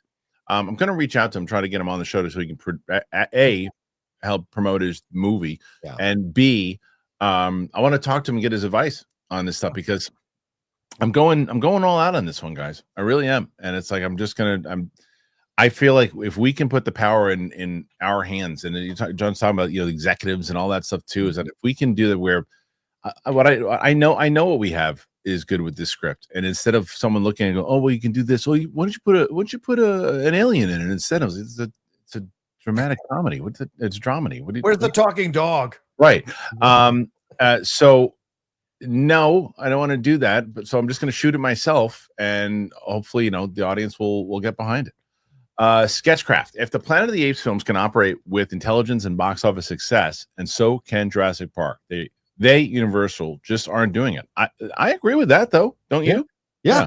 They're not doing it because because people are going to see dumb versions of the movie. So why should they put extra effort in? Now that I'm not going to disagree with you. Exactly. I'm not going to disagree with you on the fact that, like, look, if it ain't broke, right? Every time they make these dumb movies, like this didn't make $1 billion, but it got close. So it's like, why do we want to change it? We're gonna look at it's like Bumblebee. We're gonna make an actual good Transformers movie. Let's make a good Transformers movie. Nobody came. Nobody saw it. And I do think that that's because it was so dumbed down by bad. People were exhausted by it. But Roselio became a YouTube member. Thank you, Roselio. Screwface John coming in hot. Do you think Fantastic Four has a bad brand due to all the bad movies before? And if the numbers continue to dip, what does this mean for the MCU to you? Well, I think we definitely dove into that earlier. I assume Screwface, you might have asked that before we were talking about it. But I think that, the brand has definitely been diluted for sure. And as far as the numbers being bad, there's nothing to do at this point. They're already shooting. They're shooting Doomsday. So like you just got to put everything into Doomsday and hope. Is because I'll tell you right now, Doomsday and Avengers, if that underperforms, does it shut down? I mean, I don't know. I think Feige leaves. After that, Feige leaves, and you delay maybe you go through X-Men and then you move on. Maybe. But like, this is the situation. But like, as far as the brand with Fantastic Four, I hear you, Screwface. The previous movies have not been that great. And I also think there is some validity to the fact that Fantastic Four doesn't have the pull amongst the casuals that like Superman and Batman or Wonder Woman or the Avengers would have now. And so that could have affected things. But look how many good Superman movies there are. right? They're not that many, yet people will still come to a Superman movie because they have hope that it'll be good. So it's all a case by case basis. But as the numbers continue to dip, what does this mean for the MCU to you? Yeah, like Christian said, it means they're going to have to rethink a lot of things. And I wonder, as Rebecca Roman Stamos said over the weekend, and as Jeff and I have been saying on Hot Mic, like they still haven't finished the script for Doomsday. So they may cut lines, they may change scenes, they may change who's in the scene. So don't be surprised if you see less of some of these characters that are in these underperforming movies than you thought you were going to see. Yeah, maybe. The great Tim Sim. Hey, as someone who's finally able to see F4 tomorrow, it'll be a bummer. But the explanation for the box office is, I believe, to be this plain and simple: better to wait for streaming, and not everyone can go see more than one film a month. I think I think there's validity to that. Why doesn't that apply to Jurassic World, Jurassic Park? Maybe that's the one that they chose. Maybe that's the one that they chose. It came out first. Yeah, they chose. It did. Yeah. Again, So, you can argue about release dates, right? Should have gone. Yeah.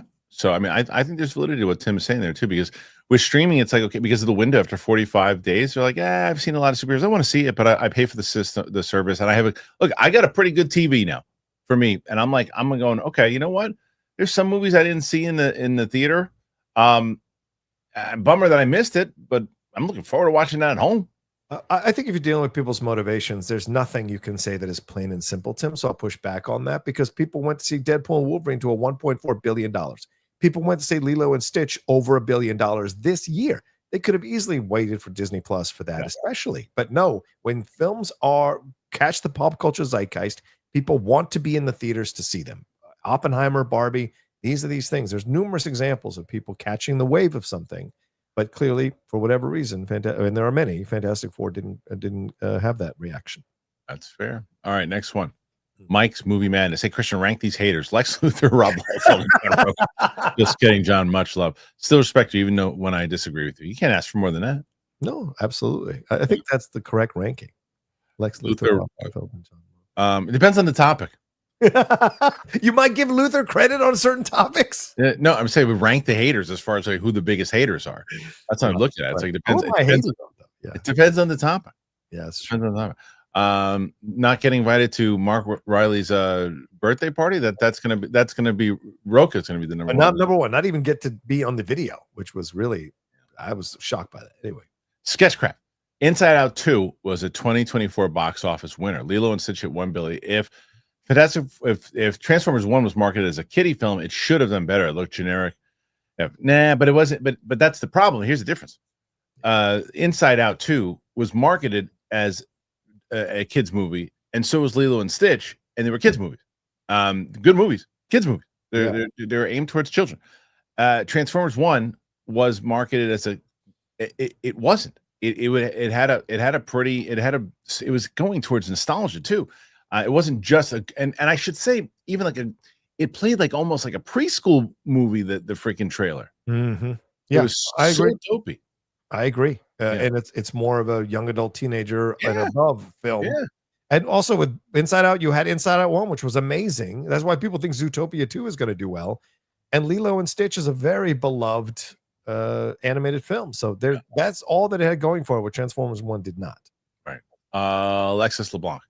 I think we forget that we used to see the MCU as a big TV series. Yes. People missed so many episodes, too much less quality. They didn't bother catching up. Another great point. It is, because that's the other thing. If you miss too many of these things, you think like, I can't even tell you how many people ask me, hey, if I didn't see all the shows and everything though too, can I still see Fantastic Four? And I'm like, hey, actually you can. It's not, it has nothing to do with it, but I can't say that for Thunderbolts.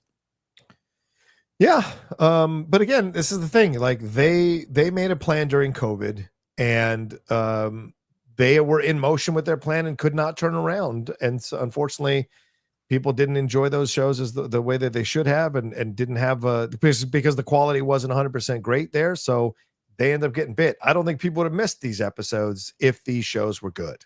You know, how many TV shows people watch a month, for God's sakes? Come on. Adit Mahmood, trailer for Stuckins movie is out. Yeah, someone let us know. I got to check it out. Nice. I got to check it out. Tim Sim. I think that this July, more people took the path of watching Jurassic World Rebirth because dinosaurs are awesome no matter the story, and wait for Superman and Fantastic Four to be on streaming, especially with issues DCEU and early post-Endgame MCU years. John? I don't know. This is something that people say. Dinosaurs are awesome, but I don't know that mentality. Like, I just don't know it. And maybe it's because I don't, you don't adhere to it. Yeah, I don't adhere to it. I don't think they're that interesting, but people do. Yeah, so, clearly. So yeah, as you see from the numbers. Yeah, I think he's right though. I mean, but I think internationally, that was the point I was making before, Tim, is that internationally, I find that to be very true. I think internationally, they don't care like if it's subtitles. They don't give a crap what Scarlett Johansson and Mahershala Ali are talking about with their story. They don't give a crap. They're just like, what does it look like? What do the dinosaurs look like? And are they? And the dinosaurs, I will say, in this one, they looked great.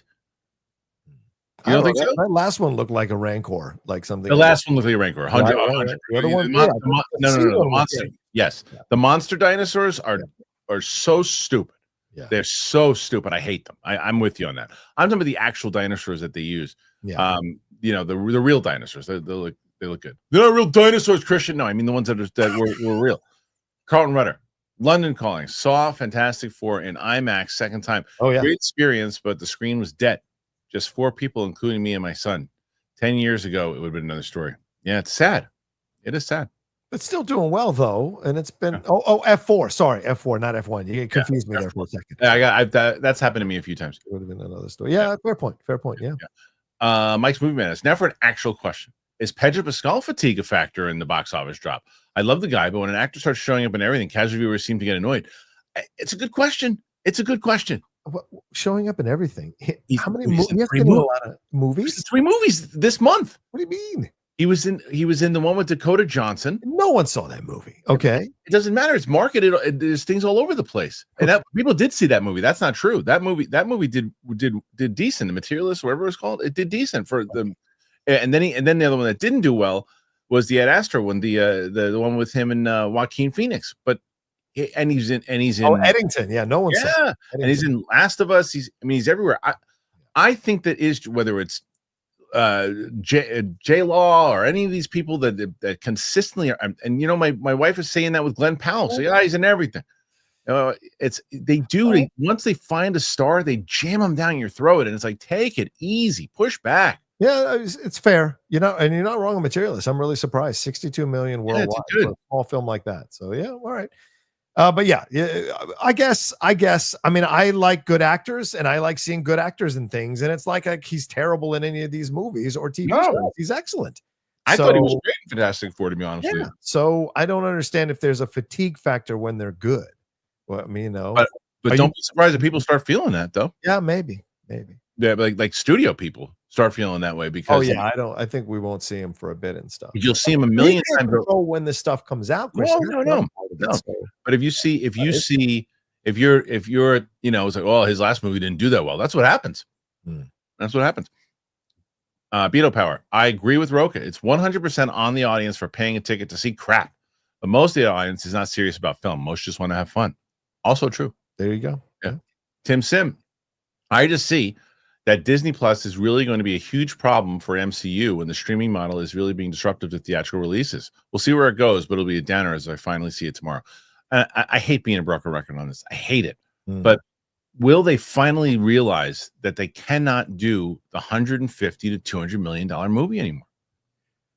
Well, I think they have to say that they're not going to release these on Disney Plus for 6 months. I think that has to. You have to create an event. You're going to sink your platform. You're going to sink your platform. You don't have the big movies. You all the competition you have. Maybe it should sink. That's honest truth. You could say that. They're not going to say that. It's their model that they have. They don't want to. They have too much. They have, like, look at Percy Jackson. What Percy Jackson's doing for that. Right. It's like one of the most viewed. It's like their highest viewed show ever. Well, that's the thing you have to rely on. Netflix doesn't put any movies, rarely puts any movies out in theaters, and they're able to survive. So you've got to figure out to adjust your streaming platform to. You just said that though. You just said that the magic thing though. That's the difference. Netflix, maybe they put like a special day or something. Nothing that's significant. They do these big budget movies, and they put them on and treat them like these big events. Disney Plus has that kind of resources, and they do shows. And it's like, why isn't there a exclusive Star Wars movie, an exclusive Marvel movie you do exclusively for Disney Plus, and that's your only thing. If you're going to, and then you're not losing the money, putting all the money in the marketing towards the theater stuff and paying out the theaters and doing all that. And you can take the Netflix model and make one. I'm not saying do it for everything, but do an exclusive movie and stop doing the shows. Yeah. Jaios Raymer. May the force be with you, Kristian Harloff. Where do you think the box office will be next year in regards to Star Wars? Well, I think Mandalorian Grogu will do okay because it'll be the first Star Wars movie, but you can't really look at that one as like the first one back, because it's not. It's just essentially just like the Moana experiment. It's like, hey, we had the new season of Mandalorian, but we don't want to put it on the streaming. We want to make it a movie, so we're going to put it in theaters instead. So I don't know where the box. I think it'll do okay. But isn't that a situation of homework as well? I've got to watch 3 seasons of Mandalorian Grogu. Got to watch probably 2 seasons of Ahsoka by the time. Yeah, maybe. So maybe no, it's a great point.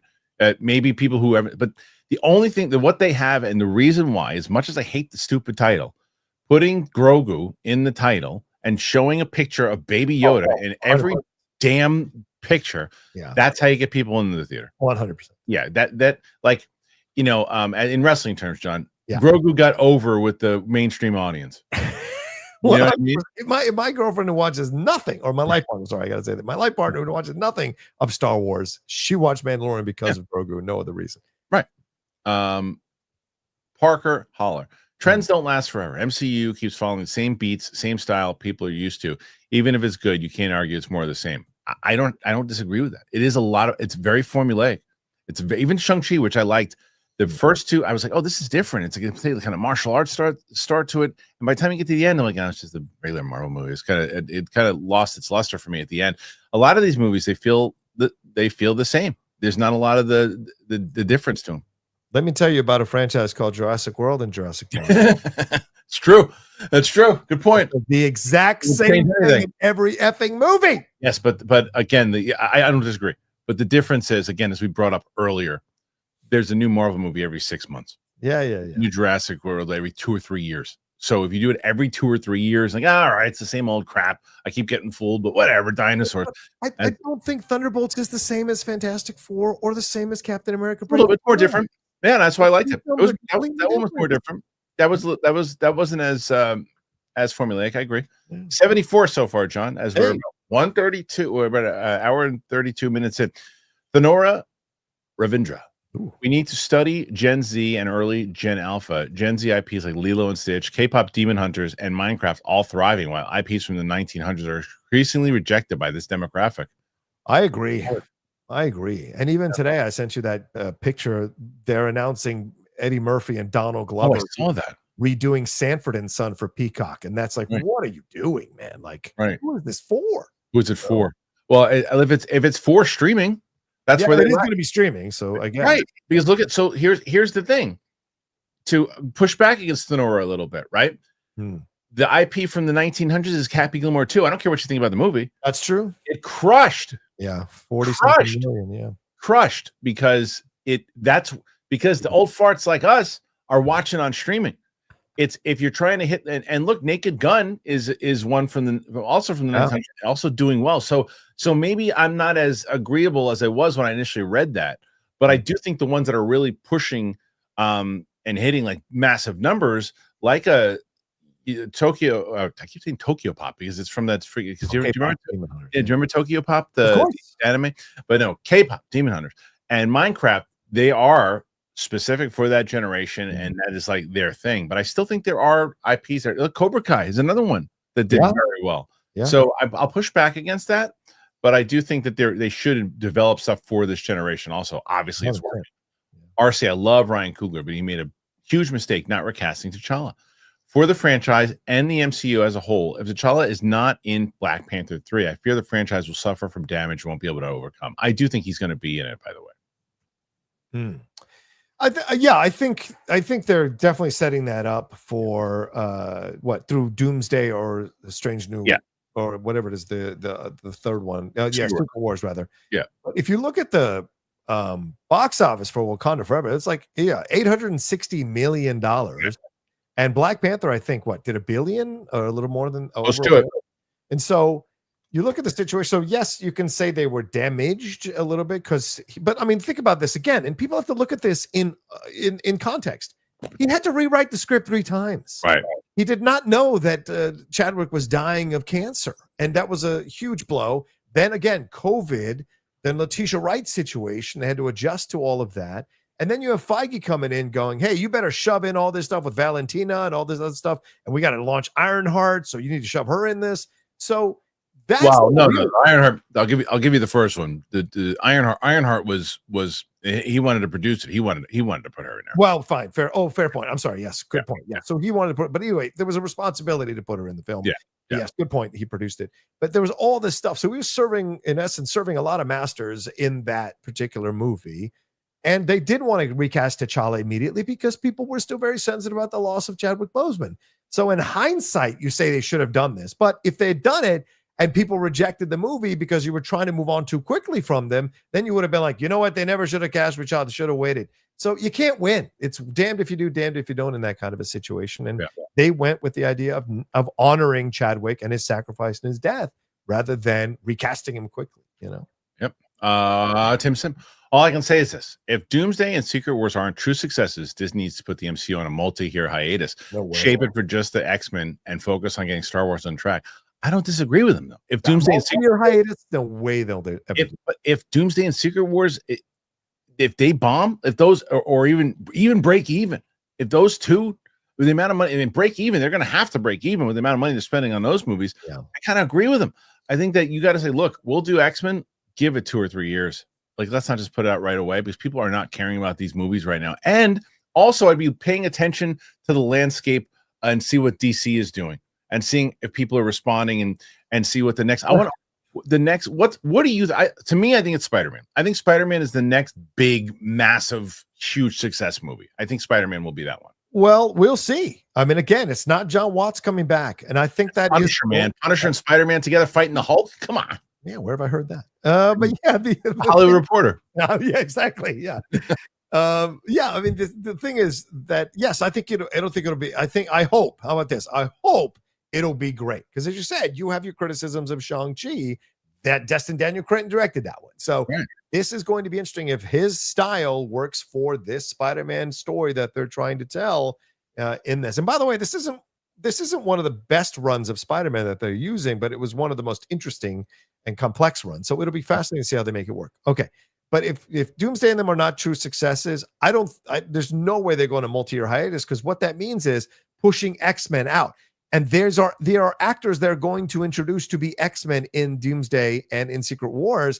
And are those actors going to be available to do that 3 years, 4 years? Are they even still going to be hot in 3 to 4 years that you would want them? So there's real world issues with trying to make that kind of a decision. You know? This is my good buddy, Tack Peter, who's become a really good friend. And he's on the Down to Earth channel with me a lot. And he's just he's a great dude. So if you don't follow Tack Peter, you should. These movies need to have universal themes. Superheroes aren't novel anymore, so they need to be universally aspirational and backed by great writing. Yeah. You just described Superman and Fantastic Four. I don't understand. I mean, aspirational. Superman was aspirational. Yes, I'll give you that. So was Fantastic Four. So save an entire universe. I think Superman had good writing. I think James Gunn. Oh, okay, fair. Great writer. I think James Gunn is a great writer. I think Superman was good writing. I don't think it was one of his best. Okay, fair. There's a lot of goofy shit going on in that movie. Yeah. Okay, Tim Sim. He did that one already. Sorry, Tim. But thank you to Tack Peter. Thank you, Tack. He should be back on Down to Earth pretty soon. We're doing we're gonna do some stuff soon. We're just trying to scheduling wise, you both kind of nuts. Okay, so far 82, John. 82, nice. Screwface John. They're not going to be consistent. Have you ever asked someone how to make something unwoke when they complain about wokeness? The answer is usually just making the movie less diverse. Yes, which is true. It's usually what the answer is, and that's not how you do it. That's why most anti-woke people are absolutely ridiculous with their logic and their reasonings, and they shift goalposts all the time because it's all a grift. It's all a grift. You know what people don't? In my opinion. You know what people don't understand though? What's that? People don't understand that like you are pretty much under the same idea as I am when it comes to like, don't force it down our throats. Yes, 100%. Right. Yeah. I called out America Chavez in Multiverse of Madness. That was such a stupid inclusion of a great Latina character because they shoved her into that movie. She had no business being in that movie. Right. Yeah, when I ask for representation in a way that makes sense, that's organic to the film. You know? Yeah. I have a question. Sure. Because I found something out, but I think that it was already reported, so maybe this is a scoop. Ooh. I don't know. Okay. Do we know who Sadie Sink is? I hear from people, and I heard from a source of mine who's connected to Marvel that it's Mayday Parker. That's what I've heard. I've heard a guarantee. I've heard a pretty close to guarantee she's Gwen Stacy. Gwen Stacy, yeah, that's been the other rumor as well. Yeah. And people say she might be an alternate universe MJ as well. But I've heard a pretty good guarantee that she's Gwen Stacy. Yeah, it makes sense. I don't really want to pick that up. Go ahead, give it the Hollywood Reporter. Yeah. She got to put the red hair blonde. She got to make that red hair blonde. Yeah, we said it here in Hollywood Reporter. Take it tomorrow. Bobby Jackson, I understand that the studio can fail their movie with bad marketing, but if the movie is good, how come word of mouth, Rotten Tomatoes critics, and audience scores don't overcome the bad marketing? So that's what Tim Sims said before. Streaming, it's people know like, okay, it's good. I've heard that. I can't even tell you how many times I heard that. Oh, it's good. I don't know if I'm gonna go to the theaters. I haven't been in the theaters in a while. I'll check it out though when it comes out on Disney Plus. I'll check it out. Like my friend James, his last movie that he'd gone to before Deadpool and Wolverine was like 3 years. The last movie he's seen since Deadpool and Wolverine. Yeah, he hasn't seen shit. He watches everything at home. Yeah, sometimes it just doesn't. No matter how much people tell you to go do something, it doesn't grab you. Yeah, doesn't matter. I don't want to. Yeah, and I'm telling you, I think the other person made a great point. It's not fun to go to the movies anymore, especially in a bunch with a lot of people with the phones lit up and the talking and all. I don't do. I can't even tell you last time I did it. I don't do it. I only go to press screenings. Again, this is why it's okay to question moviegoers because they are. They are ruining the experience as well. You know, this is a question for both of us. Zach Mine talks movies. We react to the Shelby Oaks trailer. It looks good. I'll tell you, if I have enough time today, because I've got to get on a train, I might do it. If not, I just want to get Chris on to talk about it in general. Yeah, I might react to it. Yeah. Matt Thomas. What's up, Matt? Here's what I've noticed. People are going back to Superman because of how they feel after they haven't heard the same Fantastic Four. That's true also, based on talking to GA friends, general audience friends. I agree with that too. I've heard more about that. It seems like a more fun movie to watch again than Fantastic Four does. And I like Fantastic Four better, but I agree with that. Yeah. I think so too. I think Superman is a more fun movie. I'm not going to disagree with that. And so, but you know, you were hoping, but again, we're only in the second weekend. We'll see what happens next weekend and the weekend after, but it doesn't look good. Yeah. But you know, we'll see. Nathan Drake. After Fantastic Four, I'm more excited about the MCU future than DC. Really? Didn't love Superman. I'm getting worried about Gunn's vision going forward. Yeah, but the difference is Gunn, like, let's see, like, who's directing and stuff, you know? Like, let's see, besides just Gunn directing. Well, a lot of, I mean, and what you're echoing, Nathan, is what a lot of critics internationally felt about Superman. They didn't like the movie. They didn't think it was that good. It was foolish, silly. And so that's going to be interesting to see how the DC films under James Gunn do internationally, if the same kind of feeling is around them as they had around Superman.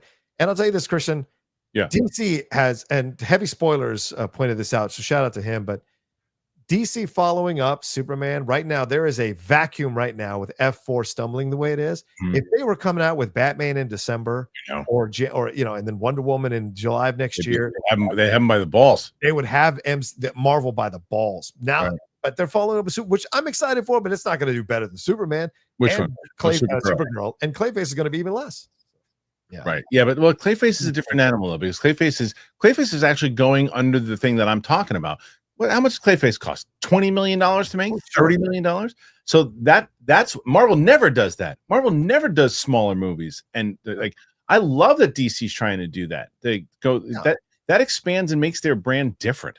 That's fair, but it's not going to make a lot of money. You know? Well, in what standard? Like, it's not going to make $800 million. Right, but if it makes $100 million or $200 million off, that's too big of a number. But if it does, like, even if it makes like $80 million or $90 million or $20 million, it's a win. It's a huge 100%. But I'm saying it's not It's not. No, Batman, it's not like next level Really type good, stuff, yeah. but it's again, it's doing things differently. Mhm. Nate Bulwer, hey guys, over under 50% that the new James Bond will be a period piece. I'm hoping it does go back, especially after seeing F4. I would love for them to put it in the 60s. I don't think they'd be able to do it because of how upset people would get at things, but I would love to see them put it in the 60s. I mean, listen, you mentioned F4 and the film is not doing well in the second weekend. So do you want to go back to the 1960s? I don't know, man. I would love it. I agree with Christian, but again, what Christian said earlier, we're a couple of old farts. We love going back to the 60s with this stuff. Do the young people do it? Love going back to the 60s? I don't know. Sketch under 50%. Chuds, Hollywood's woke. Also Chuds. Sydney Sweeney is great. Genius is queen. Same crowd that nuked Madame Web last year. Yeah, it's like I've said we talked about the Sydney Sweeney thing last week.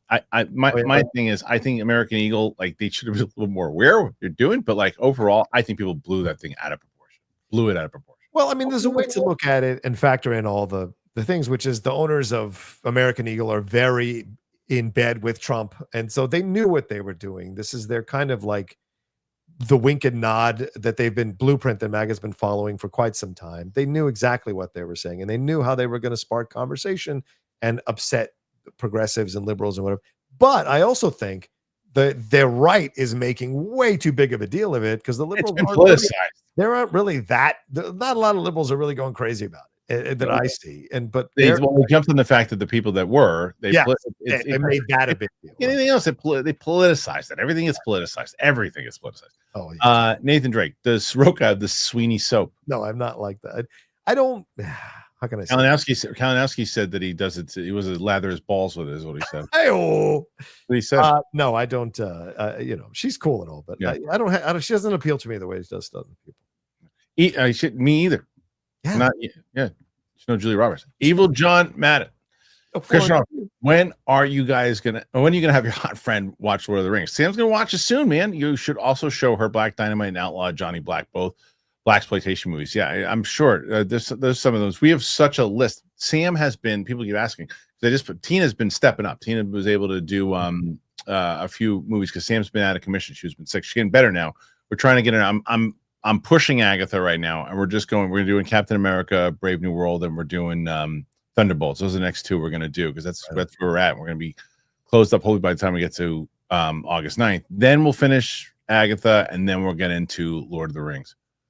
Okay, Chris Fields. I do think Pedro Pascal is out of favor with the general public due to politics, regardless of personal opinion. I know Rocha is going to disagree, but look at the numbers. It is part of it, the other factors mentioned.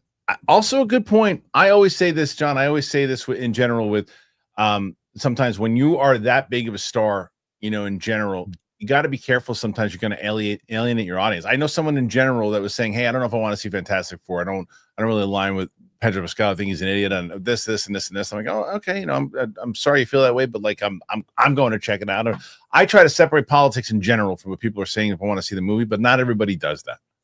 James Gunn leaned into the immigrant story and Superman's doing well. So what are we talking about? And if you look at the numbers, Christian just laid out the numbers. Materialists did well. Yeah, Eddington didn't do well, but nobody goes to see Ari Aster.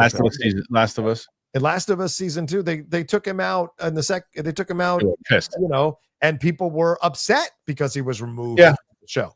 So I think you're wrong actually with the political side of things with Pedro, because he's got points of views, but I don't think anybody would have cared if Fantastic Four had caught on and people liked it. So me, I like people in general to keep their politics out of everything, no matter what side they're on. I think it drives me nuts. It drives me nuts. Yeah. Bobby Jackson all over these movies, but all right, good. No, but when it comes themes and messages are all over these movies. Of course they are. I don't disagree with that, and I think that when it's relevant to the movie or the right, 100%. Yes. When we're talking about Oscars or your movie in general, if your movie in general is about a particular thing and you're out there talking about it, because you're 100. Of course, things are political all the time. Star Wars was political, for God's sakes, the first one. But it's like that stuff, of course. Right. But I'm saying when you're just tweeting every day and you're doing this thing and you're making it, look, you can choose to use your platform however you want to do it, however you want to use it. But you also have to understand that what level do you want to be at? if you want to be at the level of where Pedro Pascal is right now, I mean, you guys, he's one of the biggest movie stars out there right now. Right. You are now going to get to that point where it's not a balance anymore. You've got this, and people are gonna, because the more you're out there and the spotlight's on you, people are going, oh, what does that person say? But does that apply also when you have Joe Esterhaus coming out here going, well, I'm going to do an anti-woke Basic Instinct, or of course, but Joe Esterhaus ain't no Pedro Pascal these days. Fair point. Does. But we're going to hear stars start talking and saying, well, this is not an anti-woke movie. So I hope the same energy again is going to be applied to them. I think it did, though, because look at Zach Levi. Zach Levi is very much on that side of things, and is very much talking about the anti-woke, and he is now that side supports him, the other side doesn't. And when you get too much this way, I'm always, and people can disagree with me, it's fine, disagree with me, it's fine. I feel that when you're at that level, I think you can have opinions, and you should, but to go this way, that way, you know me, I hate talking politics on this show. I hate it because it does nobody any. Everybody's at each other's throats every day, all the time. I don't like it. I don't enjoy it. I don't enjoy people talking about it. I told it many times over, and I'll say it on here too. I hate both sides. I can't stand it. I'm like, oh, he's conservative. Oh, he's a woke liberal. I am neither, motherfuckers. I can't stand both of those. I don't think either one of them cares about you at all. They don't give a shit about you. You can go out with any flag that you want, anything that you want to do. You can say, oh, I'm so, look at me how progressive I am. They love me. They don't give a fuck about you. Hey, look at me. Yeah, look at, oh, MAGA. They fucking do shit in your face if it's going to benefit them. The left, the right, they don't give a shit about you. And you'll tear the throat out of the opposite person on your team because you think that that's what they want you to do. They don't give a fuck about you. They don't care about you. So live your life for you. Live it for you. Enjoy yourself. Enjoy the things you like. Don't go on Twitter saying, it's not worth it. It's not worth it. You won't listen to me. You'll tell me, yeah, you're right. Yeah, tomorrow I'll be a fucking right-wing lunatic. The day after that, I'll be a left-wing shill. So whatever. Just it's incredibly moronic. I'm done. All right. Next, Bobby Jackson. I agree with John about the digital being an issue, but also ticket prices. It's expensive taking a family, so they know it'll be out on digital before too long. Yeah, I use Wicked Art as an example for that all the time. He talks about it all the time. They have like one movie that they choose. Right. Parker Howler. The last time DC had the biggest comic book movie of the year was 2008. Crazy. It'll happen this year again. Yeah. That's true. Yeah. They're gonna take it this year. That's kind of crazy, huh? Yeah. Exactly. Yeah. But that film is not on the level of Superman. No. Giant Squid. Are you planning to review ZombieCon Volume 1? What's that? Do you think Marvel will ever do a live action Marvel Zombies? Thank you. No. No, they won't. And is Marvel ZombieCon Volume 1, is that the Marvel Zombies that they're doing? I don't know. I have no interest in that show. Hey man, I got to use the restroom. Can I come back and give me sure? I'll be right back. I'll if there's anything particular to you, I'll let you know. Yeah. All right. Next one. Here's Mike's Movies Madness. Not really into WWE, but Triple H showing up to this White House is not a good look. Oh, John's gonna be missed that he's gonna be bummed he missed that one. Yeah, I don't know, but isn't he doing it for like a fitness thing though? Isn't it just for like? I don't know the extent of it. And I guess I can ask John when he comes back. But like, isn't it just like to get the youth into fitness? So that's where I don't know. I don't know enough about it. Like if it's one of these things where it's like, hey, I'm going to be part of this program. Who cares who the president is if it's benefiting the youth? But again, I don't know. I don't know who what it is. You guys can tell me, and I'll ask John when he gets back. Reggie Brown, 35 years, 5 movies. So I think it's to say Fantastic Four was never a big enough franchise that'll get you no more around 500 million box office. Maybe so. But it's also I don't know. I just think that people are just so worn down by it. I really do. I think people are worn down by it, unfortunately. So after this one here is Tough Luck. I still bet the Fantastic Four will stabilize and recover in the coming weeks like previous July MCU films did after Weekend 2 and break even at 500 million worldwide. There's not a lot of competition. There is not a lot of competition out there right now. That is very true. There is not a lot of competition, and it could stabilize if there's nothing else there. So it's possible. Okay. I'll ask John. Two questions for you. First, I don't think it's possible. I mean, I don't think it's going to happen, but it's possible. The Fantastic Four could stabilize and recover because there's no competition out there. But I just think that the people who wanted to see it saw it already. But I don't know how you feel about it. Yeah, I mean, I think like stabilize previous break even at 500. Great, yeah, but that's not what Marvel wanted. Right. So that's still a slap in the face, even if it does. And I think it will. 360 over 2 weeks. I think it'll get to 500, but it won't be where it needs to be. So Bobby Jackson, John, with Brock returning, will you continue watching? I've seen some people say that they're done, while they're saying they'll be done if Vince comes back. Oh, Vince is totally coming back. If Brock is coming back, Vince is coming back right afterwards. Would you stop watching? No, you wouldn't stop watching. I don't think I'd stop watching the premium live events, but I should. But I probably would stop watching the thing. But the thing is, when I watch, I criticize. So just so we're clear, so I'm honoring my legitimate points of view while also respecting and enjoying the work of these people in the ring, because not all of these people, regardless of what you believe, are people who align with the decisions of the company. Right.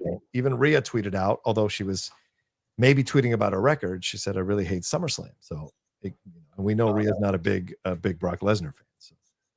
Tough luck. Movies need 2.5 budget to break even. Rule of thumb. 2 times 5, not 2 times 5. We have been in the business, Kristian for well over 20 years, me for well over 10 years. We know this.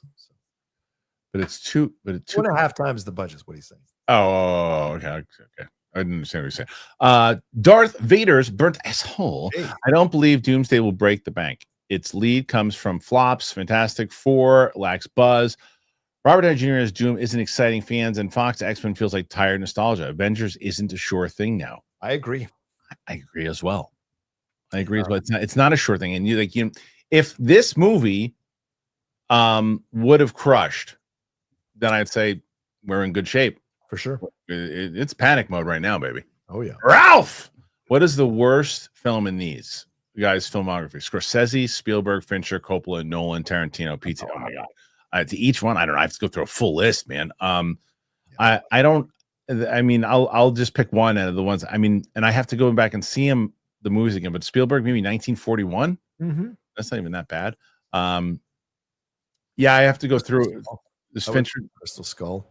Fincher, I don't think he's had a bad movie. Coppola is probably Alien 3 count for Fincher. Fine. Okay, yeah, right. Coppola, maybe Cotton Club. Yeah, Nolan for me, it's Tenet. Or I never saw the first. Dunkirk, one of the two. Oh my God, I love Dunkirk. All right, Jay West. If studios release entire AI movies in theaters, should they consider lowering ticket prices since there's barely no labor cost? No, because there's still going to be. Well, I mean, who knows? Who knows? I can't even pretend to answer that question. I don't know how that's gonna work in general, and because on the deals, labor costs might be different. The deals that come out of it, because if I'm like, I always use Bruce Willis as the example. If Bruce Willis' family decides, hey, you know what, you can use a full AI version of our dad. We sign over likeness and all that, right? And then they want to get Bonnie Bedelia and everybody else to do a younger kind of diehard movie, and they do it. And you get all of those people to sign off. Who's to say that people are going to go, look, yeah, you're still going to pay. You're still going to pay us what you would have paid my dad to make the movie. You're still going to pay this to that. I mean, it's still, people want to be entertained, and and they will pay money to be entertained. I mean, do you know how many tickets they are for that Wizard of Oz thing in the Sphere?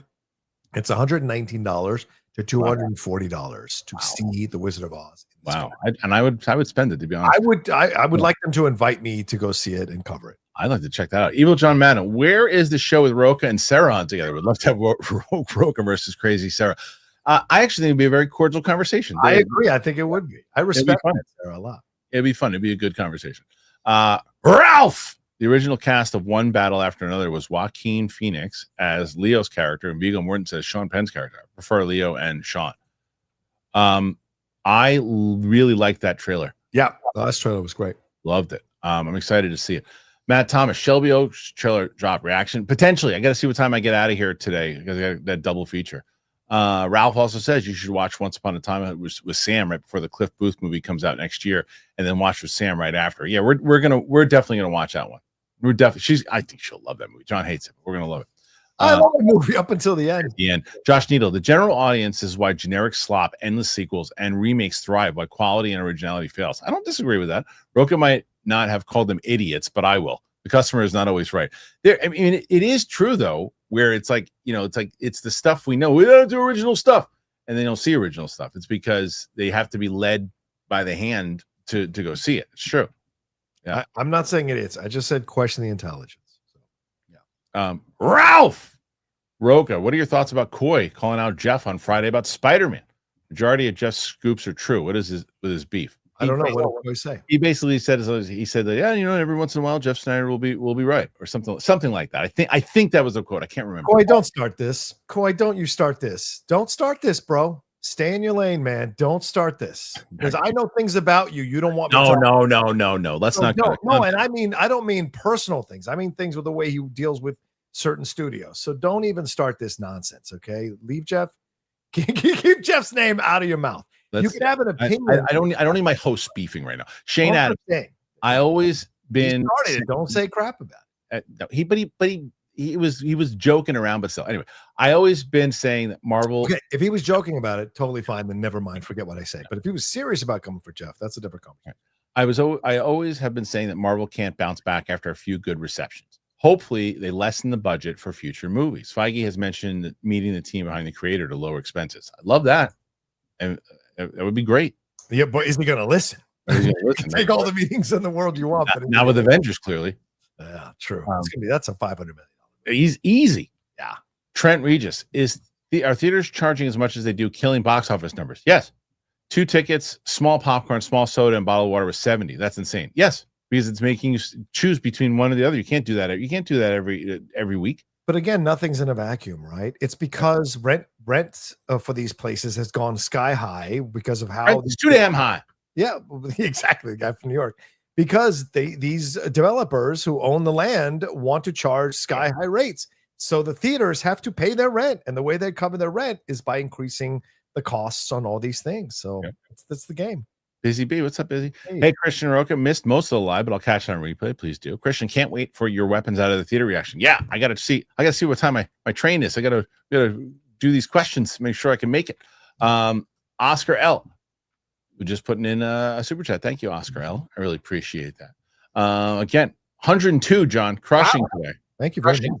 Did a really good job. Dan V 900, studios today don't understand how to properly budget. Dune Part 1 had 165 million, Part 2 had 190. Only specific filmmakers get it, like Villeneuve and Nolan. Money is thrown away. Hard to argue with that, especially when you're spending ridiculous amounts of money on First Class and other stupid things. Matt Simpson McCall, Best Snyder. Pedro Pascal ridiculed by X for touching a doorknob. SummerSlam Night 3, a Money in Bank ladder match, but the briefcase has the Epstein files. That's good. Tristan Green, Tiffy time. Seems like they put the rock on her, and I believe she hasn't even scratched the surface. She did okay, I right? think we've seen the limits of her over the last few months. She's still somewhat green, so we'll see what happens if she can make the real leap in the next couple of years. Nathan Drake, did Rocha hear about Moon Knight season 2? Any word on Moon Knight season 2? No, I haven't heard anything about that, and I would be very surprised if they do Moon Knight season 2. I want to thank you, Kristian. I've been doing TikTok, and doing so, I always try to listen and have a conversation to people. You're an inspiration. Thank you. It's very nice. I appreciate that. Oscar L. Rocha. I started rewatching Bay's Transformers since they're running movie theaters. They're pure fun. Really enjoyed them this time around. There you go. See what happens? If you, as people say when they defend Jurassic Park movies, if you just turn your brain off, you can have a lot of fun and enjoy these movies. Yeah. I want to hear you. Tell all right. You know what? Tell me why do you like the movie so much? Oh,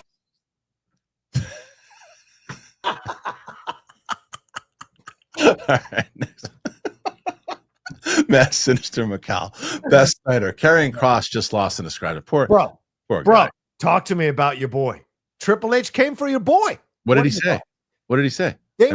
He was on the post live show of last night. Yeah, getting his butt kissed by all the hosts. Yeah, and the crowd that was right behind them started chanting for Karrion Kross. Yeah. We want Kross. We want Kross. And Triple H willfully lied and said, "Oh, they're saying they want Brock. Don't worry, we want Brock too. We're bringing him. We brought him back now." So Karrion Kross responded to it, and he said, "There's only so much you can do when the people in charge don't even respect what you do." So, it's time for him to go. I think so too, man. I love Kevin's a good dude, man. I like Kevin a lot. He's good. His match wasn't that great, but I cheer for that dude. I cheer. Yeah, he's a good guy. I like him a lot. Doug Developer, Rocha, I know Field of Dreams and About Time crushes you. Have you ever seen Click? Those scenes where Adam Sandler's parents get really old devastates me. I have not. Once. I saw it once a long time. I don't remember it that well. Isn't that the one with walking? I'm giving you a remote. Maybe. Yeah. And Kate Beckinsale, right? Yes, Beckinsale. Right. Yeah. Ralph should have waited for Fincher to finish Cliff Booth. Aaron Sorkin is nowhere near Fincher as director. I agree here. I think there's two big mistakes. Do everything you can to get Eisenberg back, and do everything that you can to get Fincher back. And Jesse and I were saying, why do this movie? It's not a sequel. It's just another version of Zuckerberg doing, years later. But it's not a sequel. Yeah, not a direction, but it's continuation of what happened. It's based on the Facebook files that Wall Street Journal does. But not getting Jesse back, because Jeremy Strong is a completely different energy if that's who they signed to do it. And it's a more insidious energy that Jeremy brings. Yeah. And so I don't think he would capture the same kind of energy that Jesse did so well for Zuckerberg. And I agree. Sorkin coming back to direct is not as exciting as Fincher. Muster Barnes, I hope people are keeping their expectations in check next year. We can't be expecting Supergirl to beat Superman's box office, so we'll take time for DC to be back. Agreed. It's also a matter of, I'm not expecting it to. Jose. What's up, Jose? What's up, guys? Honestly, after a Fantastic Four's massive drop, I think comic movies are in the fatigue phase. With exceptions like Batman, Spider-Man, or team up like Avengers, it's just not going to gross the same. No, there can't be exceptions if we're in a fatigue phase. That's not true. That's not true. He's totally right. You can be in a How can we be in a fatigue if people are still going to come see certain movies? There's an exception to okay, wait a minute. There's like you said before, the spoof, the idea, the Deadpool and Wolverine thing, the gimmick behind it. There's things that you can get people in, movie stars, certain things that you get people in, but the actual consistent success of the comic book movie is in a fatigue.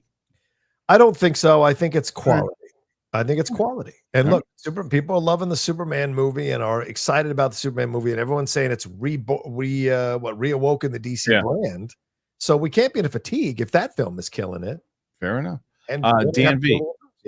An underreported story for the international box office post-COVID is that China is a lost market for superhero films. Venom made $269 million, Aquaman made $291 in China alone, no more. Yeah, that's it does seem like China doesn't care about it as much. Yeah. Gopal, the scene where Shang-Chi's dad walked into that club gave me super strong John Woo vibes. That did. Yeah, there was some cool stuff going on in that movie. Oh, totally. Murphy, I think the next two Avengers movies and focusing on the X-Men will put the MCU back to where it was in the early days. Only if they do it, only if they're quality movies. If they're not quality movies, I don't think it will. True. Joshua Spencer, have you ever fallen asleep in the theater? I did during the first two. Yes, and I almost fell asleep during the Smurfs. The most recent Smurfs. I fell asleep during Twisters. I'm not gonna lie, for about 10 minutes. Oh my god. I was so boring. Sleepies. Ralph, Tenet with Sam. When we do Nolan, mess her mind up. Yeah, I don't know. I don't know if that one will pull that much, but it's a possibility. It's a possibility. Tim Mack 117. Superman was more super than Fantastic Four was fantastic. Okay, maybe I can see it. Marcus M. Where's the hype for Spike Lee's highest to lowest? I know. My screening's on the 13th in 9 days, and I'm going crazy. Yet there's no marketing behind this thing. Oh, I didn't know it was coming out, to be honest. Exactly. Yeah. All right, let's see. It's coming out this month, Christian. That's crazy. Jim 1, MCU needs to avoid becoming like American Idol or Simpsons. That was going having capture the initial 10 golden years for new generations. Yeah, I know. It's it's only so much. It's only everything comes to an end. Yes. Yeah. Everything's to an end. Hank Pym, praise be. We continue to run on Tiffy time. Now we can throw out the waste of Space Jade once and for all. Also, thoughts on Brock and Pop Tarty. We talked about that for a bit. So you can go back and check that out. Where John gave a full breakdown on that. As far as Jade goes, I'm surprised Jade didn't win, though. I'll tell you that. I know a lot of people thought, but they protected her as much as possible. There were no string of movements. It was all big power moves. And in the end, Tiffy got the victory.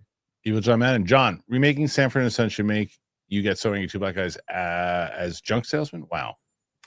No, it's more a matter of Donald Glover having to go down quality wise to do something like that. That's really surprising. I know Eddie, I love Eddie, but Eddie's return has not been great. Not great. Except for maybe the Beverly Hills Cop film, but like, that wasn't even that great either, but that did yeah, well. exactly. Brandon Ninja, does Sony have more leverage with Spider-Man now? Maybe. To do what? I mean, leverage as far as like, I mean, and not leverage, they're just going to have the more successful movie. Yeah. Working with Marvel, yeah. Yeah, that's it. I don't know about leverage because like you could right. go to all the terrible Spider-Man movies. Right, exactly.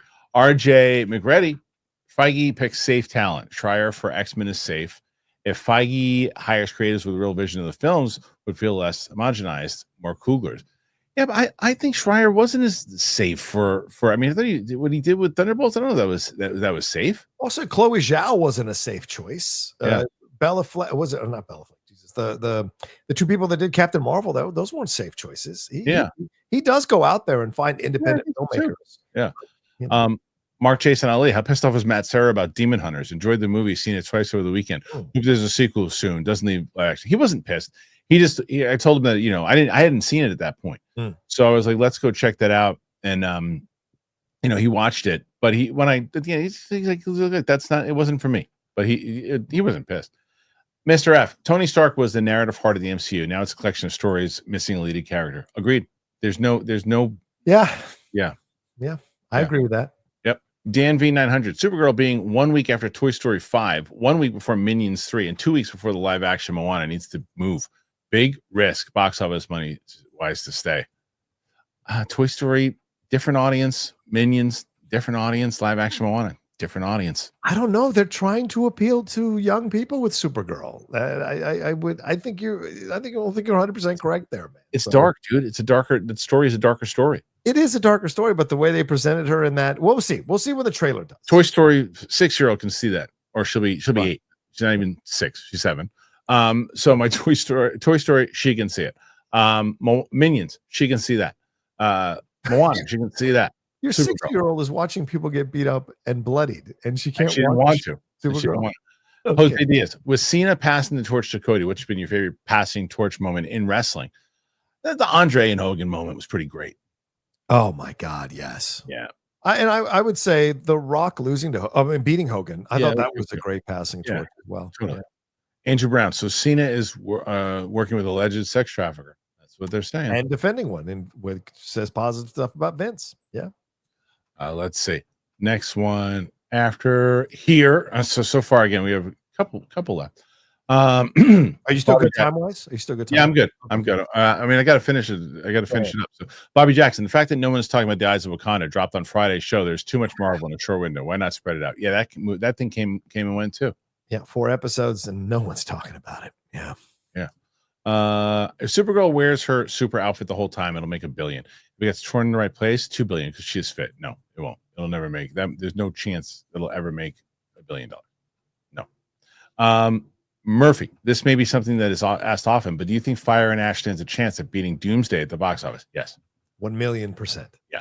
That movie's going to. If Jurassic World's untouchable, James Cameron is even more untouchable to the tune of billions of dollars. Yeah. The question is going to make $2 billion. That's the question. I think it'll do like 1.6. Maybe 3. You think 3? I don't. We're not betting on it, but I mean, I wouldn't bet on that either. James Cameron at $3 billion is a very real possibility. Always. Yeah. All right, let's see. Next one here. And again, thank you, Murphy. Evil John Madden. I'm so surprised Rocha has been on this show. With one of those pink matches. Yeah, he keeps trying. I mean, you've been really off today, Evil. Not good stuff. Not your best stuff. I don't know if you have some problems going on, but usually you bring funnier stuff to the show. Yeah, I don't know what that. Work harder, my man. Work harder. Yeah. Tack Peter. And you wish you knew what a pink. Damn, look, thank you, Tack Peter. Tack Peter rules. He said he loves you. Yeah, he's a good guy.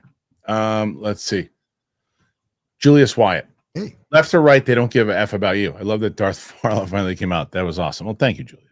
It's true. They don't care about you. I don't agree with him, but they don't.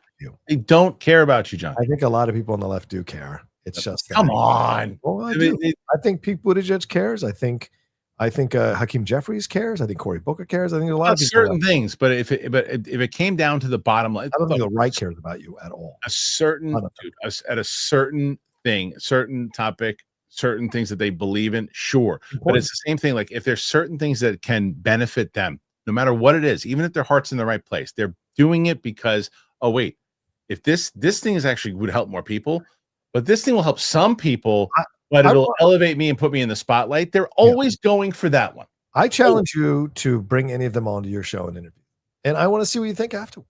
I really do. I challenge you. Good politicians. It's a job. You sound like a YouTuber. Is like, oh, the executives, they're all the studios, and it's like, well, have you ever talked to Dude, I've been around it also, and on my other show, on Down to Earth. All I do is I cover the topic there, and it's all politician stuff. Right, I know. And it's both sides of it. Like, and I get the same stupid thing. Like, I don't even with some, like, there was a thing where Vance had talked about UFOs, right? And in general, he brought it up in general, and all the video was about him talking about, and no matter what administration it was, anybody saying they're looking into it, is that good for the topic? That's what it is. Right. Some idiot in the comment section, you voted for Trump? It's like, in what world did I say anything about voting for anybody?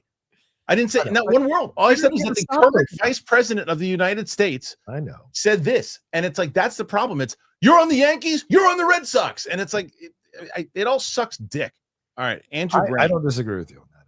At the meeting, Triple H was there. Was a sex offender. Lawrence Taylor. Part of that presidential commission. Yeah. Okay. Brandon Barrett.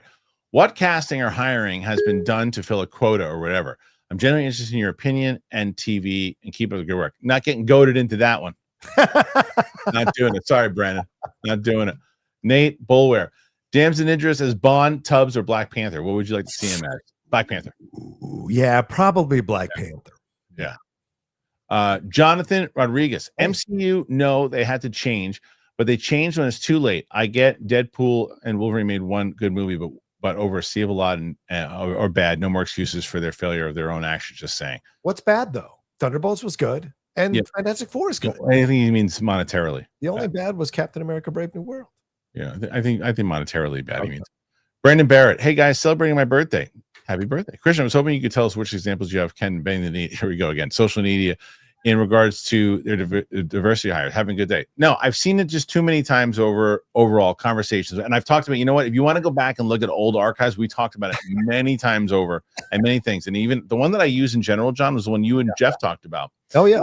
And again, I don't know if it's true. Oh, yeah, about casting. About Pedro Pascal, right? And I don't know if it's true. Yes. And so basically the rumor was, what Jeff had said, that what he'd heard was that Feige walked in when they were casting Reed Richards and said, we can't cast a white guy for, and I said, if that's true, that's ridiculous. That's ridiculous. You can't just come in and say, that's ridiculous. You can come in and say, let's just find, hey, we did a bunch of auditions and we think Pedro Pascal, that we want to go in a different direction. We think Pedro Pascal would actually be great. It's Pedro Pascal. But if you just hired him because you didn't want to hire a white guy, that's stupid. But I don't even know if that happened. So I'm just saying if situations like that, but there's other things like that have been have looked like they've been clear. So but that's what yeah. And I understand. I think you're valid to say that, and it's totally true. And you can argue that, but like that was the modus operandi in Hollywood for decades, over a century.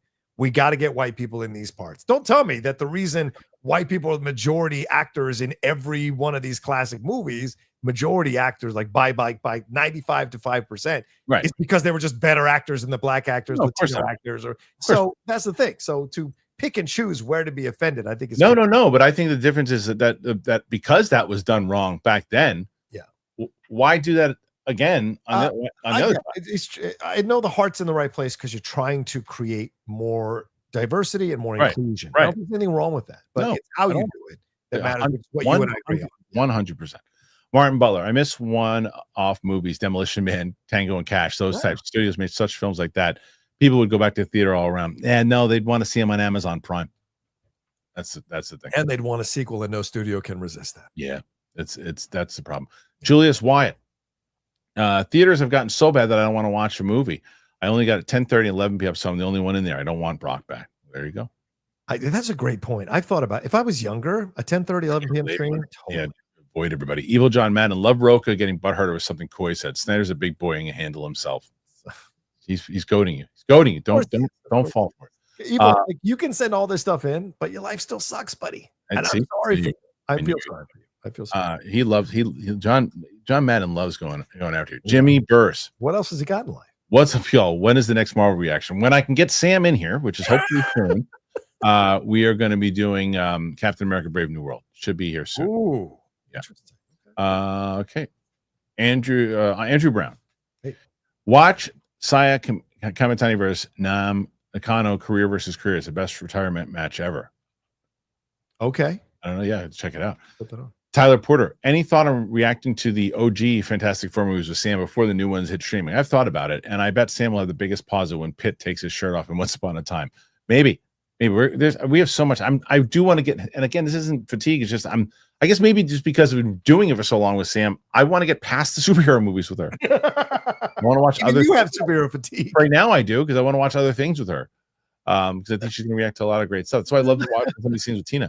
Jake, Kristian, are you going to check out Jaws and IMAX for its 50th anniversary release? Probably not. Also, can we get the unedited Barbarian? There's a full watch. It's already up. I think PLD, or not up, but it's going to be up soon. PLD, I saw he edited it and put it up. So patrons and members will get the unedited for Barbarian.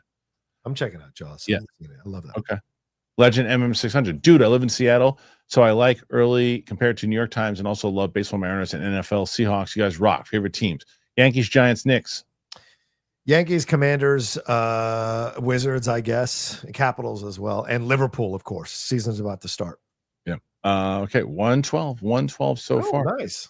All right. Let's see. And we're almost coming to an end here, John. Hold on a second. Yeah. Christian Vesela, excuse me. Would you react to Chris Stuckman's Shelby Oaks? You're fourth person asked so far. I probably won't have time to do it today because I'm hoping I have enough time to get on a train. Bobby Jackson, are you guys looking forward to John Krasinski coming back to the Quiet Place franchise? Is he coming back? He should. Announced it on Friday. Yeah. He should. Yeah, I'm excited. Writing and directing it. Yep. Yeah, good. I like that. Evil John Madden, all you crazy right-wingers and left-wingers only cares about who agrees with you. If they don't, then they think the other side is evil, and I don't care.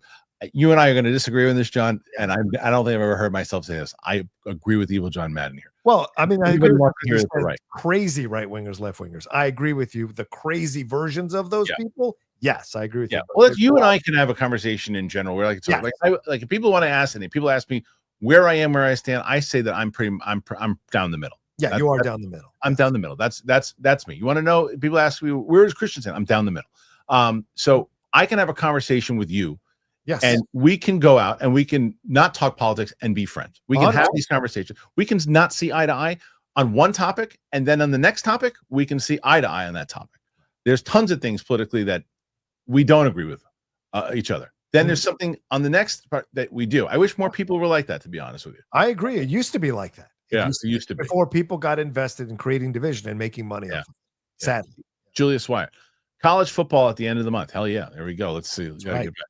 This is why he makes me laugh sometimes. Evil John Madden, hey, how'd you know my life sucks? Who you talking to? I mean, it's very good. Your parents? Go ahead, yeah. All right, listen. That's it. No, just lying. Johnny Patriza. Just wanted to say I hope you're both doing well. Have you guys seen the trailer for the new Critical Role animated show Mighty Yen? So sorry, Lex. What is that's an old reference. No, I have not seen that trailer. Have you, John? No, I've not. I don't watch Critical Role stuff, so unfortunately I don't know much about it. And I still have my So Sorry Rex shirt. It's a sleep shirt now, but I love it. Brandon Summers, what's up, y'all? Just able to pull up the stream for no apparent reason. I just want to defend PLD from Rocha. Well, you didn't even mention him. I didn't mention him. I didn't mention him. All right, 116, John. A hell of a day. Thank you. Hell of a day. And I'm so curious if people like what that poll said because this is our John and I talked about it. I mean, I'm pretty positive. This is what I'm going to do. So to let everybody know, just be upfront with everybody. I'm going to talk to all of the hosts and see if they can do this regular time. I am pretty sure Roxy's not going to be able to do it. Does that mean Roxy's not going to be on the show? No. Tuesdays will probably, if Roxy can't do it, Tuesdays will probably be at 2:00, and Monday, Wednesday, Thursday, Friday will be at this time. That's probably what we're going to wind up doing if everybody can do it. But actually, Saul says WWE is not a show about pro wrestling; it's a show about pro wrestling as of now. Yeah. Unreal is chapter 1. This is the new kayfabe. Yep. You said this. You commented on that on my reaction yesterday, Saul, and you're 100% right. And you would know you're more inside than me or Christian or any of these fans who commented because you're still doing it. So yeah. Okay. So John, where can they find you, man? Thank you. At the Rocha Says, Twitter, Instagram, TikTok, Blue Sky Threads. I'm all over that. My YouTube channel, youtube.com/John Rocha Says. Might be going live later tonight. Come and hang out, and all bunch of shows this week. I know Christian's got to get to screenings. So thanks, everybody. Have a great Monday. Take care. Love ya. Thank you, guys. Thank you to John. Yeah, this one's going to be a little late on Spotify. Also, I'm literally going to be running out the door to try to get through the train so I can get to the weapons screening. Thank you, guys. We had 117 for Rocha today. And then we also, apparently, Luke just told me and texted me and said that 936 votes, 81% of people like this new time. So that's good. I just have to talk to everybody else, see if we can get everybody clear, but at least we'll be, I think we're going to be moving to this time. So thank you, everybody. Appreciate you. Apple Podcasts, Spotify, anywhere podcasts are found. Bye.